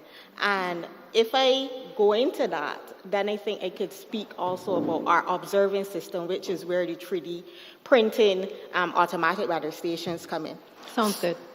Right, so basically at the BMS, we are monitoring and forecasting for all weather hazards, right? So meteorological hazards. And we're building out our capacity to be able to monitor more and be more detailed with our monitoring. So this is part of where the 3D pause, that's automatic weather stations that we print 3D. So you know about 3D printers. We do 3D printing. We have 3D printers. We have a full, what we call a lab, where we manufacture our own automatic weather stations, which are now stationed across the island. And our goal is to have 100 by March next year. And our network currently is one of the most densely populated automatic weather station networks in the world, just because of how much stations we have on island and the size of our island, right? So that would build out our observing capacity so then we could see where the rain is falling, how much rainfall, the temperatures, even as it relates to the solar aspect. And that's where we start to look at the different sectors and the things that they might want to know as it relates to the weather across the island. In addition to that, as it relates to our observing system, within the last 2 years, we've updated our weather radar so that we would be able to get additional data. Then we've recently started marine observations, and that now takes it to a different realm. So now we're talking about the impacts of the weather and being able to monitor that as it relates to the marine users in Barbados and taking into account those sectors. Then, when we take a step from the observing, then we look at capacity building for the forecasting. So yes, when you think forecasting, you just think of myself or some of my colleagues that are here as the human aspect. But in order to get that human aspect of the forecast, there needs to be the technology behind that. And we've been building out models where we can then look at forecasting at a local scale. There are global models which will look large scale, but Leighton Power and Water Authority, even when you start to think about DEM and the central bank, when you're thinking about the impacts on the economy, then you don't just want to know what is going to happen across the Eastern Caribbean or the southern section of the Eastern Caribbean. You want to know what's going to happen in St. Michael versus what's going to happen in St. Lucie, and how that might change, whether it's short-term events. So we upgraded and build capacity in relation to modeling for short-term weather events. We've also done that in relation to climatic modeling, which would be more seasonal events. So then that helps to give the agencies and the sectors within the country a better understanding of the local aspect of things and not just a large scale, because it's very easy to get information regarding weather and even climate, climate more so for a global perspective. It's a little hard to get it from a regional perspective, but at a local perspective, that's a whole other story, especially for small island developing states like us. So that's where we are building our capacity so that we can start to give more efficient and detailed localized forecasts. So then the agencies and the sectors within the island can use the information to better plan, because that's really what it is. The sectors need to know how the weather, which is short-term, as Alex mentioned, and the climate, which is long-term, is going to impact on their operations. And it would then trickle down to the general public, because yes, central bank is looking at the economy on a national level, but that has impacts to you personally. So where the Met Office is going with sector-specific forecasting is we are having those conversations and building those relationships. So as I mentioned, Alex spoke about the close relationship we have with Water Authority, and Robert mentioned the close relationship that we have with DEM. We want to have close relationship with different agencies such as tourism and health, and we do have a working relationship with agriculture. But let's take it to that next level so then persons can plan effectively to reduce the risk as it relates to the impacts of weather and climate on Barbados, and in the whole, it would be better for us all as citizens of Barbados. So that is really where the BMS is going with sector-specific products and services, and that's where we want to go. And as we have those conversations, we realize areas where we might need to add additional products and start thinking differently in relation to our capacity building. Because we could sit at our department and be like, yeah, Leighton Power, you need this, and Water Authority, you need that, and the Central Bank, you need something else. But unless we have that conversation, we never know what they fully want. And I think that's maybe something that we weren't quite doing in the past, but we realized that that's something that we need to do because it's for the betterment of the entire country, and that's what we are there for as the Barbados Meteorological Services. Ms. Lashley, I'm sure your brain is buzzing with ideas for an imminent meeting with the Barbados Met Service on what the youth need. Can you tell us what are your thoughts on everything you've heard so far, and going forward, what do we need to do to better engage our youth? No, thanks for that question, Crystal, because I was here sitting and I was like, oh God, when I think I know everything, it seems that I don't know as much information as I would want to. And I'm sure there are many young persons too that don't understand the interconnectedness of the agencies based on today's discussion. And I think that that is an important conversation to continue having, to show that the Barbados Water Authority, the Barbados Light and Power, and so many other agencies that are here today, they do work together at solving a wide variety of climate and weather-related issues that we're facing. So it has been a very informative discussion in which I've learned and will continue to learn, and even understanding more about the economic impact of climate and disaster risk management. And I know that too, the Barbados government is all implemented the Bridgetown initiatives that also looks at that. So what I would say as it relates to young persons, again, is when we are talking about the information, make it as relatable as possible, because even as my colleague here was talking from the Light and Power, I was talking about when the electricity go. If it's one thing that I hate to know is when the electricity go and I don't have my phone to use. So I make sure that I charge my devices in advance so that I can lay down during a disaster and watch some Netflix on my phone. So I'm sure that's like a lot of other young persons as well, just trying to connect everyday living with disasters that occur so that our everyday situations isn't totally disrupted. So I would just say that the information, one, needs to be a bit more accessible. And when it comes to youth engagement, bringing young persons on your boards, within your discussions, even at a community level and department level, to gauge their feedback, because what I've recognized is that they might already been interested in the topic as well, because even through the Barbados Youth Climate Action Summit, some young persons came up to me, although they call me ma'am, I'm like, I'm still young, you don't need to call me ma'am. They were like, ma'am, the information that I learned today, I was able to put it into my SBAs. So even by connecting to different young persons, it actually has an added benefit to what they can do within the communities. And even what I would say to young persons is that I recognize that we as young people don't know the power behind volunteerism. We are not inclined to volunteer, I would say, as my predecessors would have. So I would say to volunteer and reach out to many organizations and really get involved in the different connectedness of climate and environment, because as we see here today, it's so diverse and it's so interconnected and there's so much to learn. So we just need to use the power of social media, leverage the power of social media and the connectedness of our devices to network with different persons. And there's so many job opportunities that are available within the environmental and climate sector.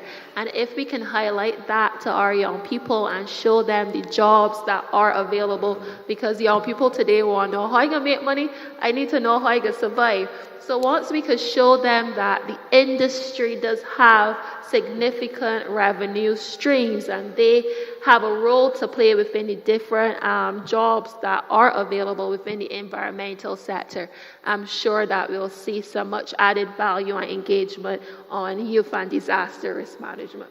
I feel like you've stolen my thunder a bit, because I was gearing up to ask everybody a hard question, and your hard question was going to be, with the fact that young people seem to be more interested in how they can be remunerated, what can we do? So you've given us one solution, which is to highlight some of maybe the entry-level jobs that they can get in the sector. What about our young men? Because I know for a fact that when it comes to volunteering, even in older groups, you find it's mostly females that volunteer. Men usually want to make money. How have you found it engaging young males through your foundation? I would say, to be honest, young males and males in general are often the ones within this sector. And what I've recognized is that they're the ones that are more passionate about getting involved in certain environmental issues. And within the male sector, I find to tend that a lot of males are interested in the renewable energy, that sort of component. So what I would say, though, is that the males are already engaged in environmental issues, but we now have to encourage young women to also show them that they have a role to play within these sectors. But again, that goes back to educating, and we need to break the stereotypes within these industries to show young women and girls in particular that they have a crucial role to play in the innovation and conceptualization. Because even as the foundation continues to work to build the engagement of youth on climate and environmental issues, most of the persons in which we engage are that of young men within these particular topics. I would say the females are the ones that are ready to hold the microphone and talk about the issues, but the men are the ones, the young males are the ones that are wanting to discuss the solutions that we could implement. So there needs to be a bridge, I would say, between young males and young women to really discuss how best collaboratively both genders can work together on implementing these solutions. Because as we heard today, when it comes to disaster risk management, all hands must be on deck. And it shouldn't go by a gender stereotyping complex, I would say, but more an inclusive component. Even, I would say, young people with disabilities as well. We tend to do a lot of work with the disabled community, and they have a role to play as well, and showing them in times of disasters what mechanisms they have access to and how they can navigate in the face of a disaster, and also have those conversations. So the discussion relating to disaster risk management needs to be inclusive, because at the end of the day, climate change, the weather, it affects each and every one of us despite our varying backgrounds. Indeed. So I'm guessing very soon, if you haven't already, you'll be meeting with Samelka and the team and talking about, Samelka, you're giving me a look. Let me stop. No.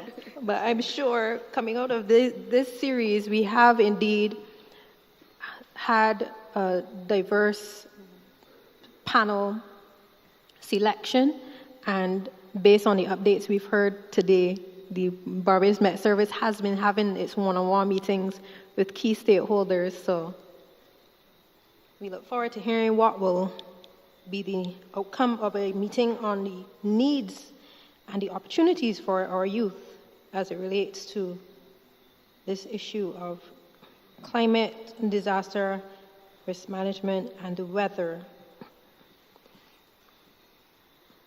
Continuing with our chronological movement across the panel table today, I move now to Mr. Herwood at the Department of Emergency Management.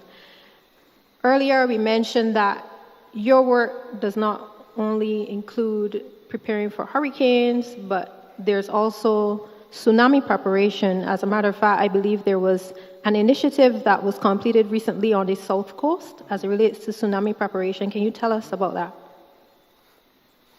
Thank you for that question. And, I always have to take a step back. So many of you may not know that the Caribbean region is the second most hazard-prone region in the world. Second most? Hazard-prone region in the world. Only second to the Pacific Islands. Barbados sits on a subduction zone, which is a fault. Some people will say we sit on top of it. Some say we sit very close to it. So we're very susceptible to earthquakes. We're susceptible to volcanic eruptions. You know this from 2 years ago. We're susceptible to tsunamis, and we would have tsunami impacts in the past. Not large ones, but we would have had them in the past. So this tells us that we are vulnerable to a lot of things. Almost anything that can go wrong in the region will go wrong. We recently had a study, we were looking at what we need to consider for multi-hazard early warning, and what the region is considering now is extraterrestrial. So we've always had these earth-based type of hazards, What if a satellite crashes out in the sky? What if this happens? What if that? So we're looking at the Earth base, we're looking laterally, but what about, the movie Don't Look Up? Anybody remember that movie? You should watch it. Repeat the name of the movie. Don't Look Up. Don't Look Up. So there's also a concern now about things that can come from above. So I say that to say that we all have to understand what our vulnerabilities are. And in doing so, we can then be able to plan better for what the impact could be. So with respect to your question, and you may have to remind me what your question is. Let me remind myself.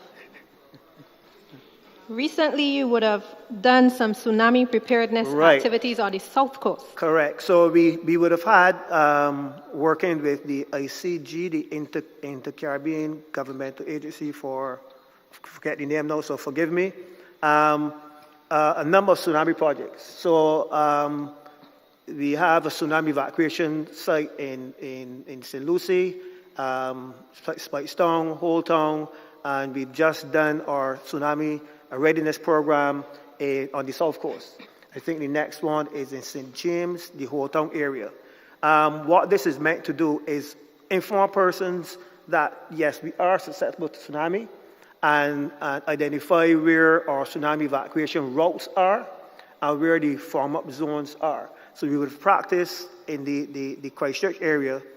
We would have practiced that last year for the Coastal Hazards Awareness Month, and we also support the tsunami, Samelga, help me here with the name, the regional tsunami exercise, Carib Wave, that's correct, Carib Wave exercise.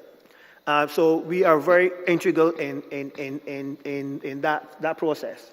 So the intent for the tsunami evacuation zone, again, is to inform persons of what could possibly happen, to remind us that it is not only the hurricane hazard because we see them coming.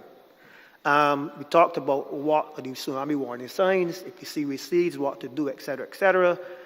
If you cast your minds back to 2010, it was the Asian tsunami, 2010, 2011. There was a little girl called Titley Smith. Look up her on the internet. An English girl in Sumatra. She was able to save a number of persons on the beach because she knew from school what the signs of tsunami was. The sea was receding and people running out catch fish and say, look at fish, you can see fish, you can see crabs, you can see this, and people going out. She said, no, something is happening. This is tsunami. I learned this in school. So she was able to take a lot of people up into the inland to avoid the tsunami waves when they started coming. This is what we want people to understand. What are the signs of tsunami? We can't escape tsunamis. People have been escaping tsunamis all the time. So we can't escape tsunamis. What should we do to escape them? Either evacuate laterally inland up to we're told, the 30-foot contour, or vertically. So a 3-story building might be acceptable, etc. Those are some of the things that we're trying to impress upon the general public. Again, it's just that to remind us that the tropical weather system hazard is not the only thing that can impact upon us. Again, too many of us believe that the only thing we have to worry about in Barbados is the storm or the hurricane. Where can people find information pertaining to these disasters? So, for example, between yourselves and the Barbados Met Services, if you were, knock on wood, to realize that Barbados is in a tsunami alert stage, how can the average person get this information in a timely manner? Well, we do have a tsunami alerting protocol, which, as I indicated earlier, the Met Office is responsible for that particular warning. So there are a number of called dark buoys out there, which is tsunami warning buoys, and the information would come from either the Pacific Tsunami Warning Center or the Trinidad and Tobago Met Service, University of West Indies, or the Trinidad and Tobago. That information is passed then by, I think it's by email, WhatsApp, telephone call, etc., to a number of persons in Barbados who have access to that warning system. Once that is done, there's a trigger mechanism and a cascading mechanism that is engaged to inform both the executive and at the same time the general public of Barbados that this is an impact, this is pending, it may be a tsunami information message, and we got one of them just recently. A couple of months ago, there was an impact in Antigua, I think it was, where we actually got a tsunami information message to say that this event had taken place, there could possibly be a tsunami impact, but this is just a message to allow us to sit up and take note that this thing has happened. Or we can get actually tsunami watch or tsunami warning. And that is cascaded throughout the system. I am not able to tell you right now exactly how or who gets it first, but it is meant to inform all and sundry at a very short stage of what the impact could be. Of course, the challenge that we always have is the ability to inform the public. So we've just signed, I think, about 9 MOUs with radio stations across Barbados to be able to do what we call emergency broadcasting, which is critical because most of us, a lot of young people too, don't listen to radio, don't watch television, don't do what? Don't do a lot of things that the older generation may do. So how do you get the message out to everyone at the same time? We also depend, this is where we depend on our volunteers, on our community-based systems to inform a person because you may be sleeping when something happens. And again, we're not a 24-hour operation. You may call us and call someone and you may not be able to get through the first time. So how do we provide that message to as many people as possible in the shortest possible time? And this is where we segue in now to a multi-hazard early warning system, which is a project that the Caribbean has just, we've been doing it for a little bit, well, we've been planning for it for a little bit. We do have a multi-hazard early warning system policy that has just passed the Emergency Management Advisory Council and is meant to go to Cabinet. We did what we call, we did an assessment of our emergency program and what it needs to include, like, for example, messaging, et cetera, et cetera. We've also engaged with the UN system, what they call the Early Warning for All initiative. That came about just last year. And it was launched in Barbados, I think in November in Barbados last year.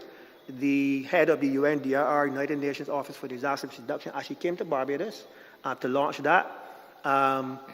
So just last month, we had another stakeholders meeting looking at the gap analysis that we did to look at what the challenges were with multi-hazard early warning systems and to come up with the partners from UNDRR an implementation plan.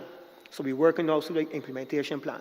Notwithstanding that, there's still some things that we need to be aware of at present because that implementation plan is really going to tell us what we need to do, and most of the time we're already doing it. So for me, it is really for persons to understand what our vulnerabilities are. We talk about climate change, and what is climate change? In my business, we talk about climate change adaptation. So what is that adaptation? We know that we really can't do in this forum here anything about the climate changing. We know what the climate change is bringing towards us: sea level rise, droughts, more stronger storms and hurricanes, etc. So what? So what? That means then that we need to then make sure that we build properly, we build better.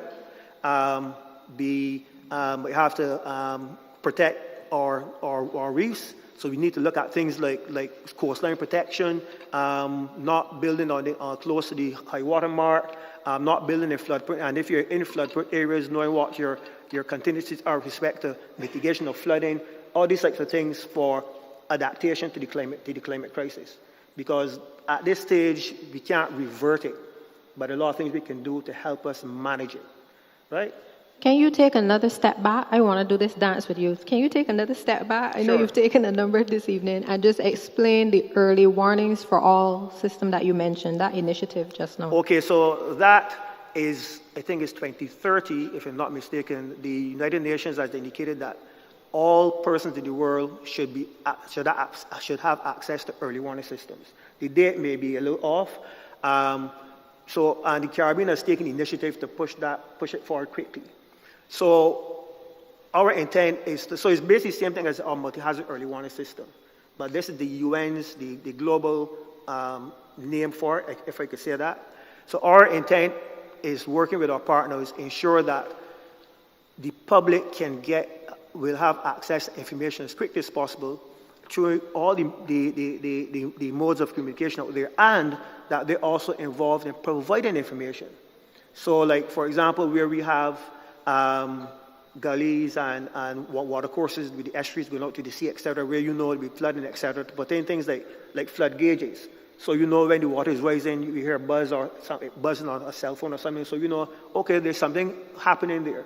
And they're able to communicate that to the services, to the DOs, and then to us or to the Met Office or to whomever, that information could then be reviewed and put out there. So, you know, even apart from putting out there, then you know within your community what actions you need to take if you hear that buzzer going off, for example, that the water levels are rising. So that's one of the things with respect to early warning systems. As the Met Office indicated, they have a number of measuring systems out there, which also impacts or allows us to understand what is happening at the local level. Remember when it was small, you only heard about rain in two areas. The airport. The airport and somewhere else. Now we can get that type of information from a number of places. So it's trying to allow us to take charge of our realities, take charge of ourselves, be able to know something is happening, what should we do next? And this now, again, you know, I like my segues into what the community needs to be there looking at your own community disaster plan, personal plan, all these types of contingency plans. So, for example, if you live in a cul-de-sac that floods, then we know if it's going to flood, I need sandbags. You can't wait after the flooding to get sandbags, right? And you can't take sand off the beach in Barbados. So know quickly, early up, where your sandbags coming from and what you put in the sandbags. There are some gel sacks that are sold as well. I don't know if we sell them in Barbados, but we do have access to some of them, not many, that persons can use. But with a gel sack, it has to be submerged in water before it inflates. So that's a problem. So you need to be able to identify, if my house is going to flood, how am I going to mitigate flooding into my house? What do I need? If you know that my roof is not going to withstand torrential rainfall, I need tarpaulin, then you need it before the event and not after. Because after your house already wet, so you're not solving the problem, you're bandaging the issue. So it allows us in general, to identify all the things that we need to do up front and start to put those contingencies in place to treat them. Have we answered the question? Yes, thank you so much. And given so much more. Sorry? And I have so many questions, but That's we okay, only have that's so okay. much time, and we are actually out of time, but I do need to give our representative from the Central Bank of Barbados his next round of questions. We've heard about all the technology that's being used. We've heard about the work that the good people in these various disaster management agencies and adjunct agencies are doing. We've talked about the mitigation plans, but when all is said and done, even at the household level, you can't do anything without money. And Mr. Harewood would have introduced the Bridgetown initiative to the discussion just now. But I do know that Barbados is also engaged in debt for climate swaps as well to raise hundreds of millions of dollars. Can you break all of this down for us, Mr. Belger, so that the man on the street can understand why is the Prime Minister still talking about the Bridgetown initiative and traveling so much and trying to find all this money internationally? Why does this matter to me as the man on the street to get all this climate money that we keep hearing about? Well, I'll speak to the debt for climate swaps. I'll leave the other bits for somebody else. Thank you. In terms of the debt for climate swaps, what we have been trying to do as a country, basically, is that you take some of your existing debt that you have up there. Typically, I think the rate was like 6.5% or so, and you partner with a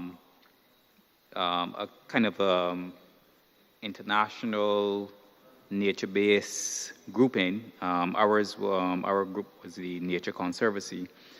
And what happens with a bit of financial maneuvering is that you end up, what you give up is you agree to have a particular area of your coastline that you're going to protect for future generations. And in exchange, your debt service comes down. So you swap out the debt for a lower cost debt.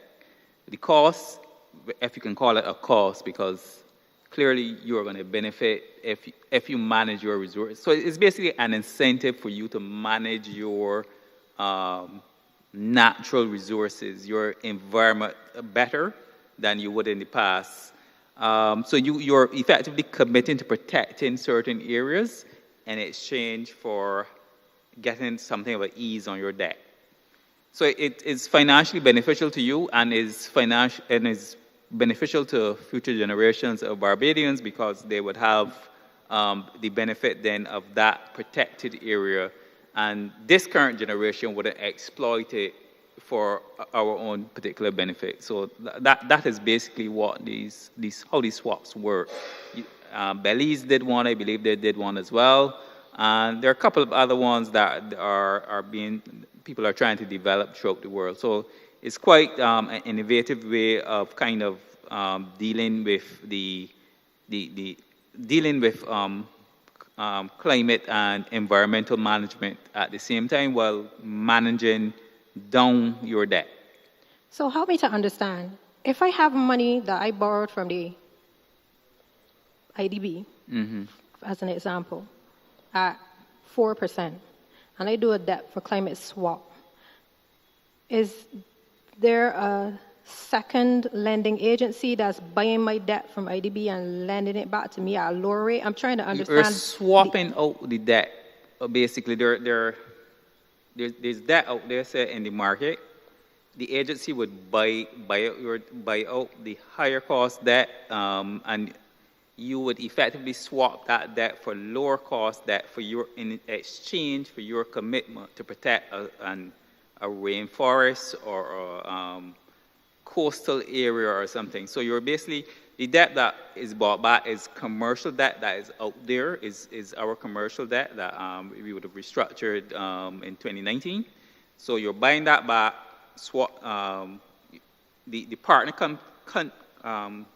partner entity is basically buying that, swapping it out, and you're committing to doing something beneficial for yourself in the long term effectively, but for the environment as well. So that's how they work. So this has beneficial impacts for future generations then? Well, I would say it probably has beneficial impacts for all generations, but it prevents this generation, my generation, from maybe over-exploiting a particular area. So it would, in a sense, it incentivizes you to manage your natural environment better. It actually saves you quite a bit of money. I don't recall the exact cost, but it was quite a couple of 25, 100.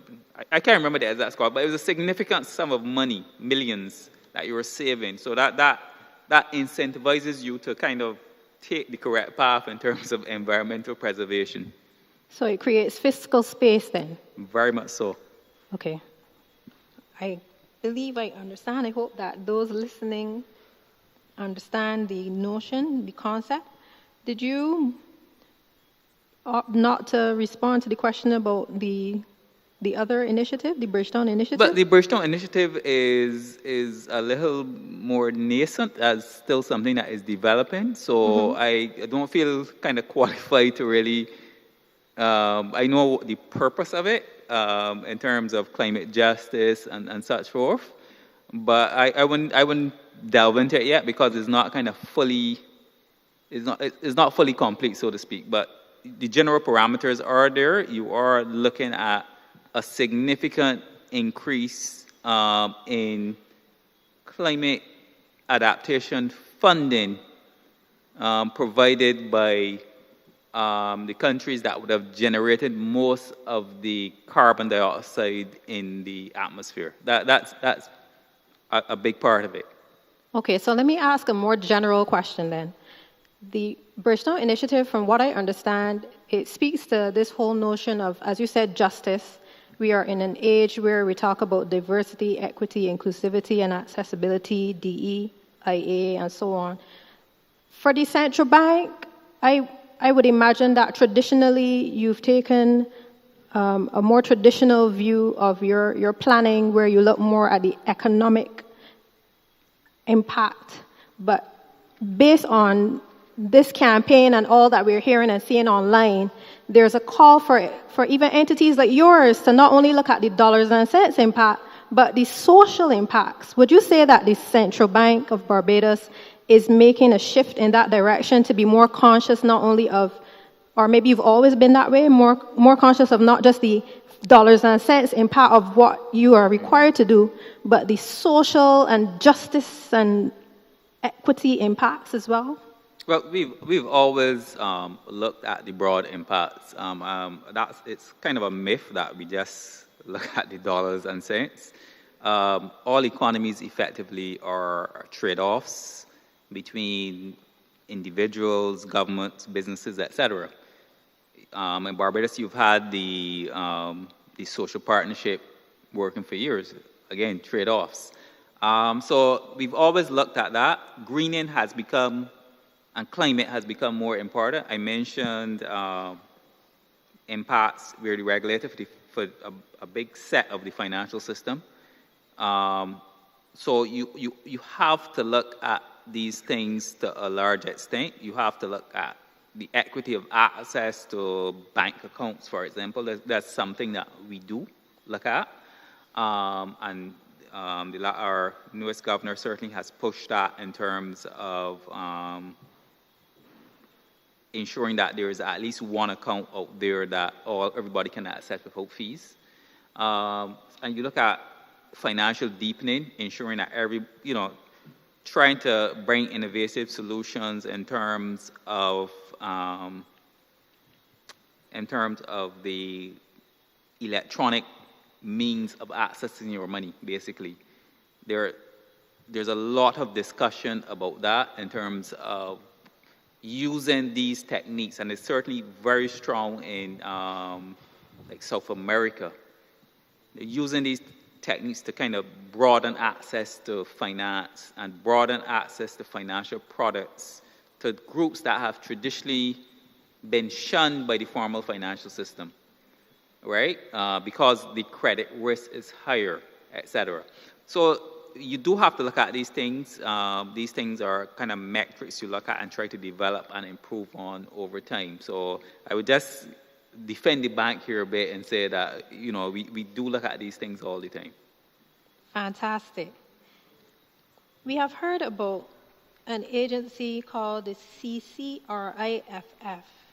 Does the central bank work closely with them, and what exactly, I'm guessing that R is for risk, which you just started to touch on, so maybe you can build on your risk points in your answer. The CCRIFF. Well, the central bank wouldn't really work directly with the CRIF, what we normally call CRIF, but certainly the government of Barbados would.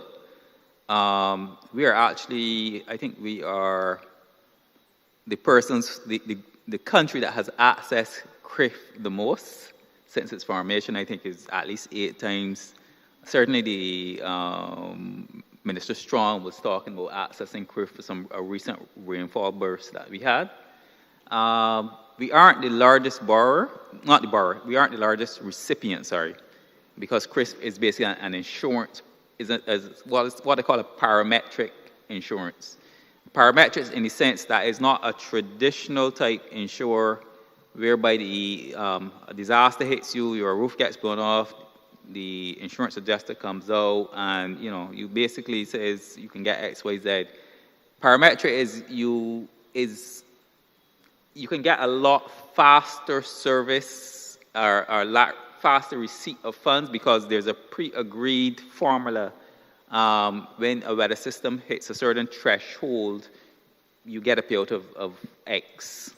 So it's a faster distribution of your money.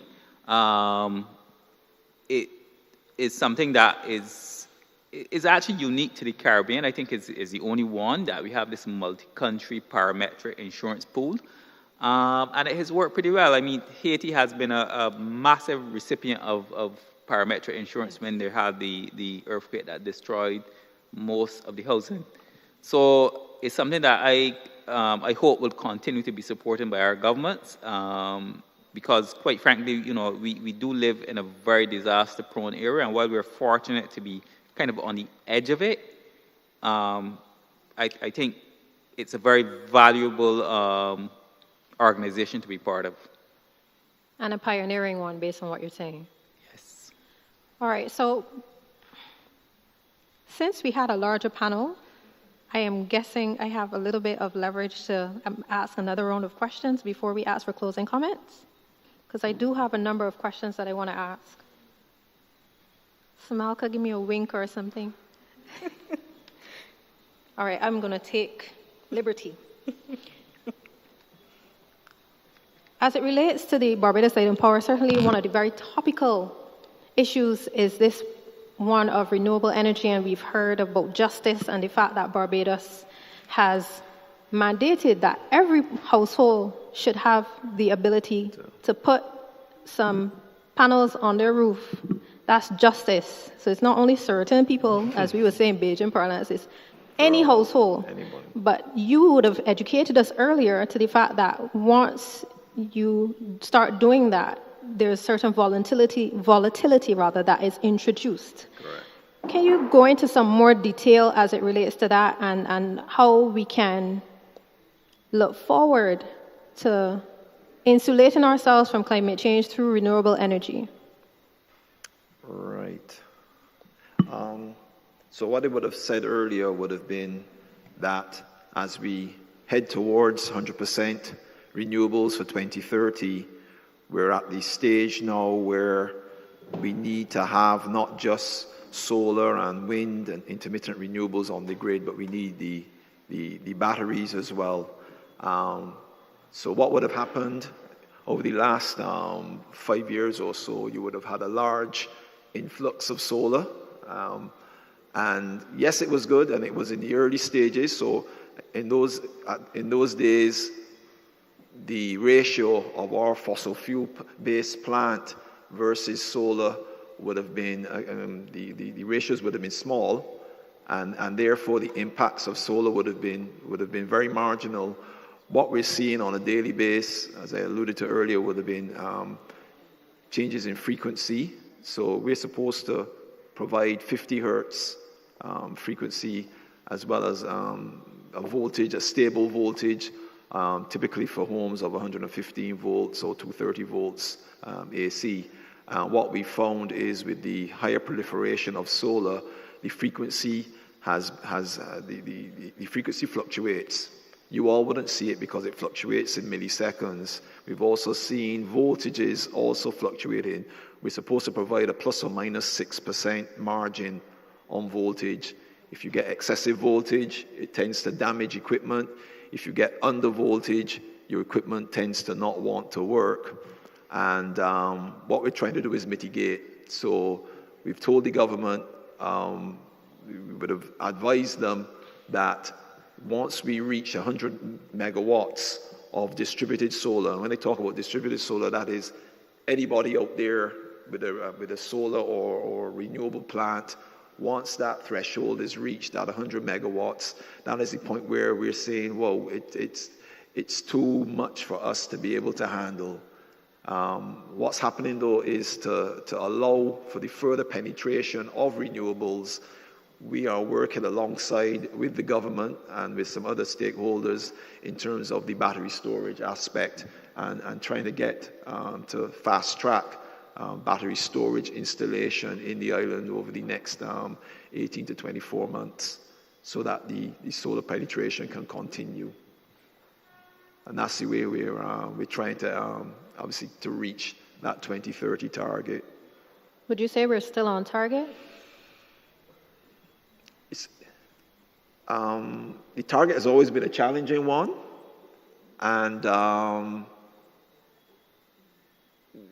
we need a challenge. So for me, personally, I would say that it is a robust target, and if we were given a softer target, we probably wouldn't be having this conversation right now. So yes, 2030 is where we're aiming for, and that's what we're trying to achieve from Light and Power's perspective. Yes, indeed, an aspirational target is always better than a soft target, as you rightfully said. So the Barbados Water Authority, water harvesting. What can the average man do so that we can capture more of this runoff water? Because we don't expect the entire responsibility is on you, but we want to play our part. Tell us how we can play our part in terms of water harvesting. The water harvesting, actually recently what has happened is that you had the dual plumbing system being passed. So now the same rainwater you're harvesting on your house, which is actually law for newer houses, and because it applies to newer houses, don't mean that you at your house, although it might not be in your house, you can install rainwater harvesting. And one, you can use it for gardening. With dual plumbing system, you can use it for flushing your toilets. The toilet is about 75% of the water that you use in your house. The toilet and the shower.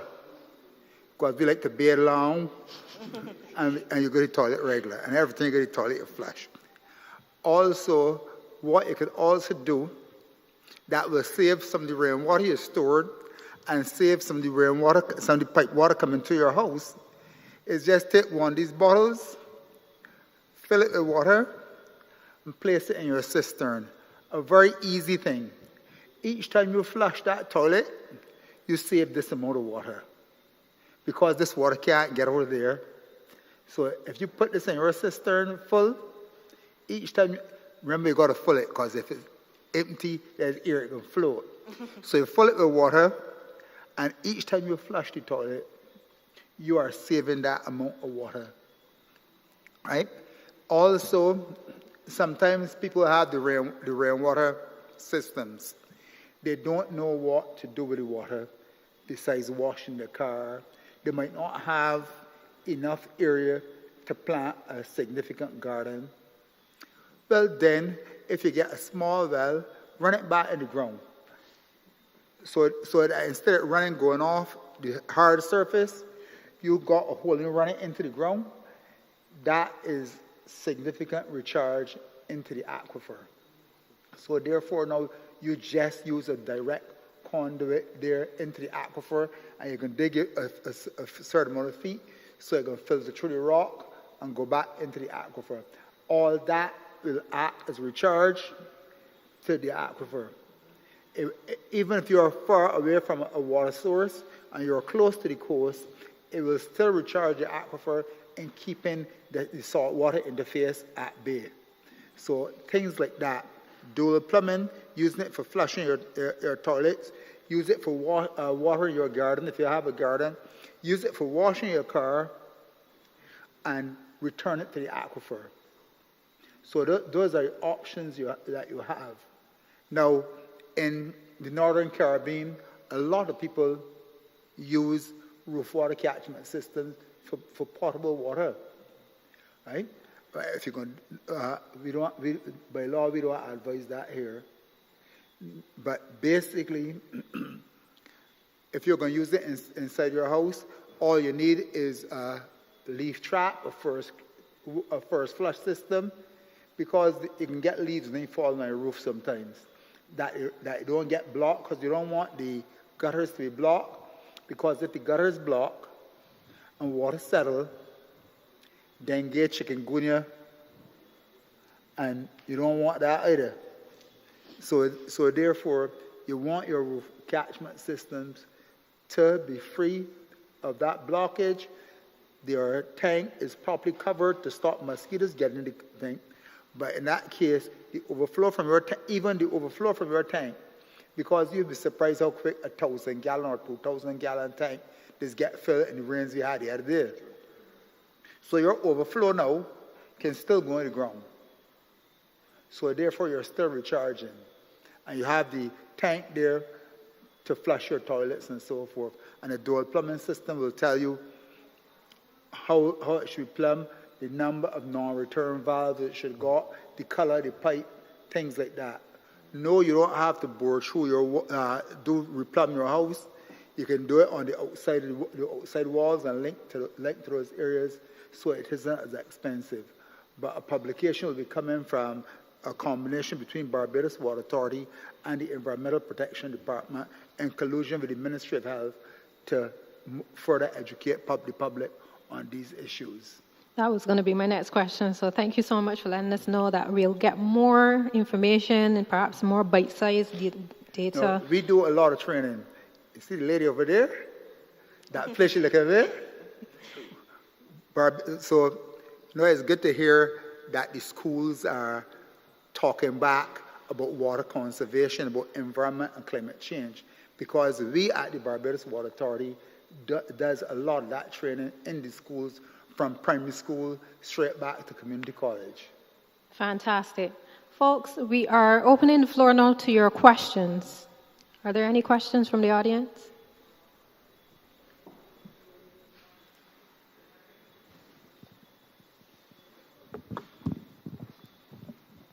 Hi, good evening. I'm Cecilia Neblick-Brathwaite. I'm a behavior change specialist.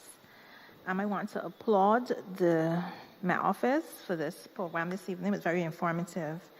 I'm happy that you're heightening your sensitization across Barbados, utilizing different mediums and different sectors and different disciplines, because sometimes we think that, we are focusing on one discipline alone, but sometimes the information transcends to other areas as well. When I heard Ms. Jackman on Friday speaking about the levels of, let me see, she was looking at the levels with respect to when you have say flooding or a disaster. And I realized that this was the levels that I use for my behavior change model. So something like that we can work on to see how best we can use your information to plug into our model to see how best we can get a quicker or better response in areas, for example, the behavior change model looked at pre-contemplation, and that was green, be aware. And the contemplation model for my model looked at yellow, which was be aware. And these are things that we work with at different levels of the behavior change model. So for example, if you have flood or if you have a hurricane, you can target your messaging to get a quicker response, to get a better response at every level of your process. So I just want to say that sometimes you can probably speak to another discipline. For example, we do research as well. We look at social work and climate change. And these were the issues that I was researching at the university to see how best we can merge these disciplines, because we recognize that the social sector play a vital role in all the disciplines. For example, the youth, Ms. Lashley, I am so proud you are amazing. And I work with the Light and Power. I totally enjoyed working with the Light and Power. I also spoke to Captain Robert Haywood before, because we did a program on the people's business where we looked at gender, because we're looking at resilience, and you cannot target males the way you target females. So although it may seem, just put the thing over the radio, there's a lot that we can learn about messaging with respect to gender and resilience and recovery, and the time we spend at recovery. These are all issues. For example, in the central bank, we're looking at programming, budgeting, and all these are different areas that can be tied together. And you're looking at the treaty process, whereby you're looking at placing them in different parts of the island, and you recognize that varying levels, social levels, require different messaging strategies and different information. We have certain gaps that we need to plug to make sure that this is a holistic approach when we're looking at climate change and climate resilience. So anytime you need any assistance in that area, I am happy to give that assistance so that we can create a better Barbados for all, so that we can reduce the levels of probably disasters that would happen in case we have an event. One quick example, I recognize that the Ministry of People and Empowerment and Elder Affairs and Mr. Safri will speak to things like asking persons in the community to let them know if they're willing to rent or lease their housing for persons to utilize. But you have to be careful, because if you rent a house and that house is not secure structurally, then the persons from the lower echelons then would have a greater disaster, because you would have leased the house, because now it's crunch time and persons are not renting the houses as often as they would. So you're going to get everybody coming up and anybody saying, okay, have a house, so let me rent it to you, but the house may not be structurally sound. So you also have to forecast and look at these things in preparation. So these are all social issues that are underlying that we need to look at to make sure that when we are creating our programs, we are looking at geographical mapping from a technological point of view and from a social point of view. Although the DEM and the persons in the community know these areas, they also have so many different things that we can look at to make this whole effort better for the next year. So these are things that I want to say thank you to, and like Ms. Lachey learned a lot, and I want to applaud the Permanent Secretary and Mr. Murray and all Ms. Jackman and all the other persons that came out this evening, these people in the offices, to make this a real interesting. Like Ms. Lachey learned a lot today. I learned a lot. And I am back at university because I was the president of the alumni, so that's why I thought it was important to look at these issues when we had our COVID, when we were on Zoom. So we had a lot of regional things, and I recognize with the University of Mona, they have a board set up at Mona campus to discuss these issues. So I was discussing issues at Mona campus, and not in Barbados, about disaster management and HIV and these issues. So we need to, for example, I'm on the university's library board as well. So this is things that I need to go back, because we have a whole display in front of the university, and we can have some displays from the Met office there, so that sometime hurricane time, we can have the library all displayed so that the students can learn, be prepared, and be ready. So these are all small little things that we can do, triangulate our models and our methods to see how we can come together to assist you doing some wonderful work. So thanks for allowing me, madam. Thank you very much. Thank you so much for that interlude. Certainly, the intersectionalities are endless, and we are grateful that you raised a few of them just now, including research. Would anyone on the panel like to respond? All right, so are there any other questions?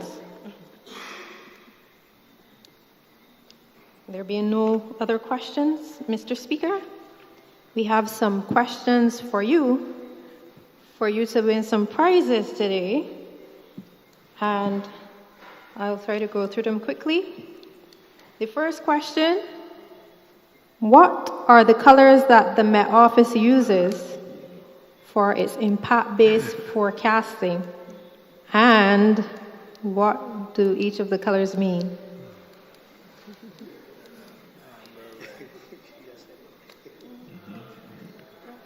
You can go to the microphone.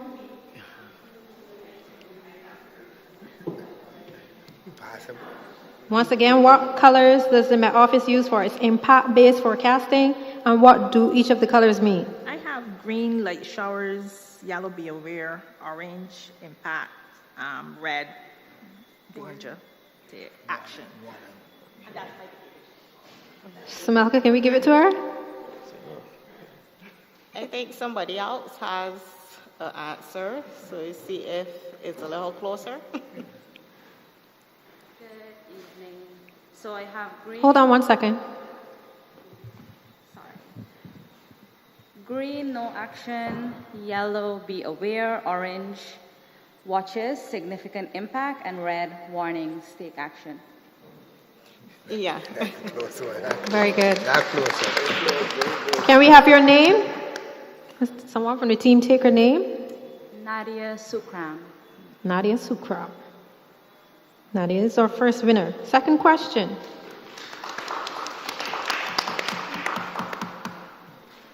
Give two of the major impacts of climate change mentioned in the discussion. That's an easy one. Once again, give 2 of the major impacts of climate change mentioned in the discussion. Not 10, just 2.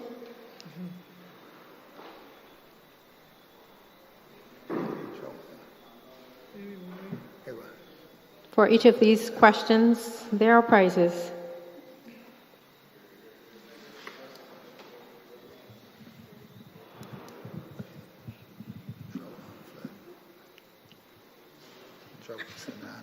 Good night. Good night. Lots of heat, lack of water.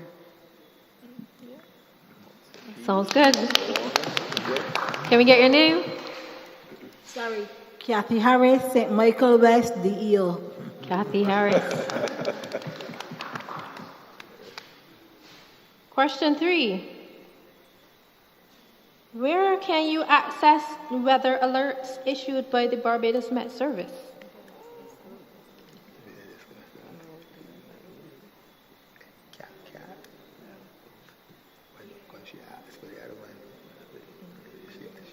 Once again, where can you access weather alerts issued by the Barbados Met Service? Hello, good night. Through the Common Alerting Protocol, the CAP. Yes. Okay.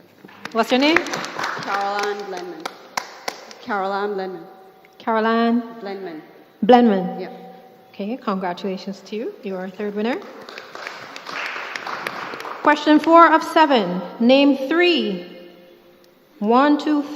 of the hazards discussed at some of the panel discussions, so not necessarily tonight, but you've been following us, and we want you to name 3 of the hazards that were discussed. I believe we named a few of them this evening.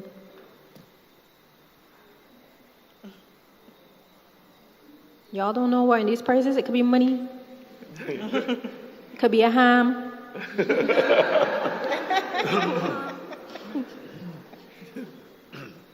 No takers?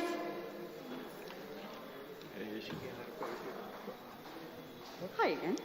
So I would say the meteorological hazards, the seismic hazards, as well as societal hazards, as you mentioned, population displacement, and instances of violence and crime. Sorry, please repeat. Sorry. So the meteorological hazards, right? Then you have the seismic hazards, which he was mentioning with the tsunamis, and then societal hazards like crime, violence, any displacement that would occur through localized or national. So meteorological hazards, the seismic hazards, and societal, yeah. And social. Societal. Societal. Social, yeah. Hazards. Hazards. Yeah. You take it? Okay, congrats. That's 2 hams for you. Not for you. I have no idea what's in the prizes, but I'm sure they're good. Our 5th question. The Barbados Meteorological Services, BMS, and the Department of Emergency Management, DEM, collaborated to host a series of panel discussions, with this one being the final one. How many panel discussions were held in total? I don't know. I thought it was 4, but I don't know. How many of these panel discussions, of which this is the final, did the BMS and the DEM partner to host?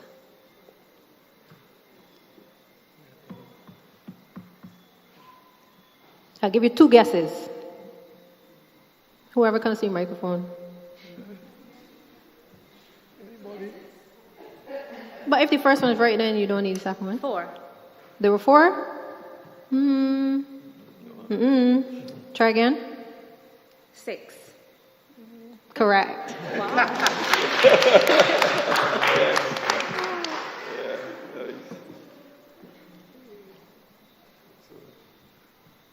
Question 6 of 7. Give 3 of the agencies that the Barbados Meteorological Services has partnered with on previous panel discussions. That's a hard one.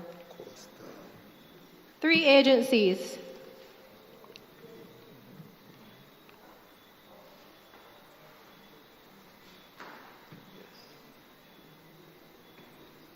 To repeat, name 3 agencies that the Barbados Meteorological Services partnered with in hosting these panel discussions.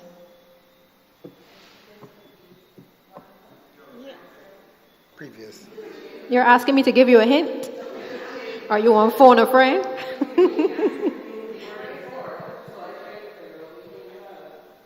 You can't use the ones from today, that's cheating. That's like literally coming out here and reading, no.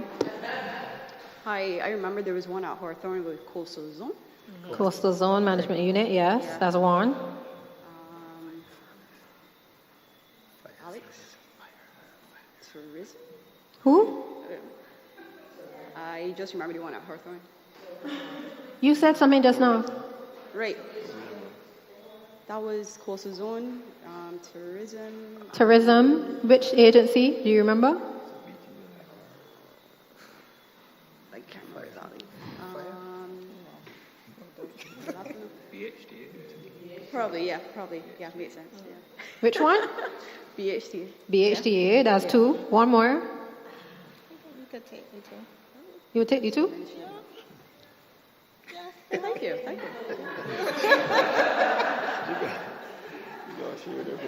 Okay. A third one could have been the Barbados Agricultural Society. Final question. Everybody should know this, but don't all fight to go to the microphone. When is the wet season in Barbados? It changed. It changed. No, it didn't change because of climate change. At least not yet officially. Anyone want to guess?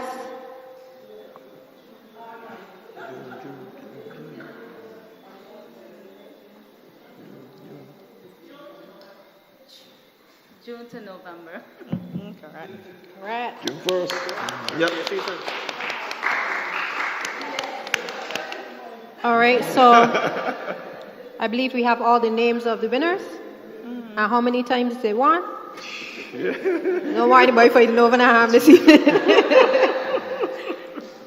What's the name of the? Coinman. Oh, nice. Handy stuff. For those of you who didn't participate, you'll be sorry to hear now that the prizes were donated by none other than Koiman.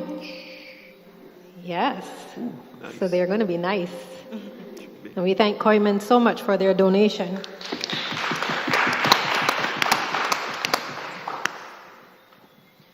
Folks, we have come to the end of our session today. And in all things and always, we should give thanks.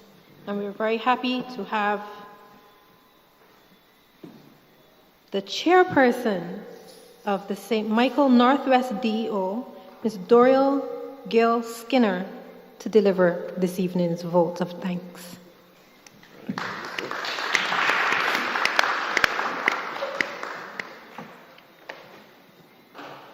Good evening, ladies and gentlemen. As you heard, I am Doriel Gill Skinner. It is my pleasure, on behalf of the Department of Emergency Management Volunteer Arm, the District Emergency Organization, to say thank you to this evening's X-Team panel for your robust discussion. It is often said that you are never too old to learn something new, and this evening was no different. Thank you to Mrs. Jackman, Captain Harewood, Ms. Lashley, Mr. Belgrave, Mr. Beckles, and Mr. Eiffel. Did I say Ms. Beckles? Okay, sorry. Thanks are also extended to our permanent secretary. Thank you, ma'am. Special thanks to Ms. Crystal Austin for keeping the discussion flowing this evening and at all of the previous discussions. I also say thank you to the Barbados Met Services for your foresight and for engaging our district emergency organization and our communities over the last 6 months on various topics of interest, starting in the north, in St. Peter, then traveling south to St. Philip, Christchurch, St. James, St. George, and finally this evening in St. Michael. We thank you for the wealth of information which was shared with our communities. The series of panel discussions which spoke to topics such as hurricane preparedness, excessive rainfall, high winds, coastal and health hazards related to extreme heat, which were also timely given what was happening across the island in those particular points in time. Finally, a big thank you to the general public who made up the numbers of various audiences who attended either in person or online. Without you, your participation to the panel discussion would have not been a success. Again, I extend thanks to you. Good evening.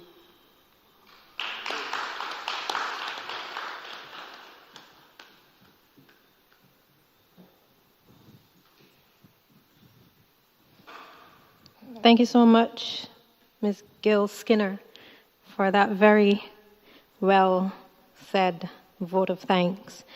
Folks, on behalf of the Ministry of Home Affairs and Information, the Barbados Meteorological Services, the Department of Emergency Management, the Department of Public Affairs, and our crew, we thank you so much for helping us to bring down the curtain on what was a very edifying panel discussion series.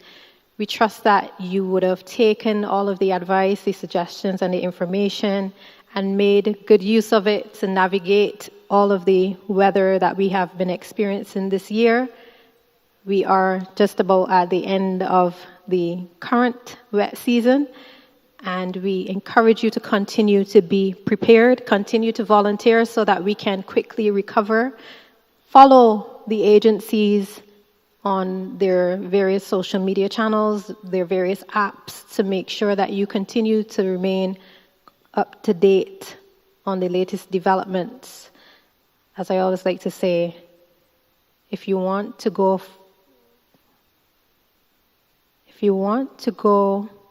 fast, go alone. But if you want to go far, go together. Thank you so much. Travel safely.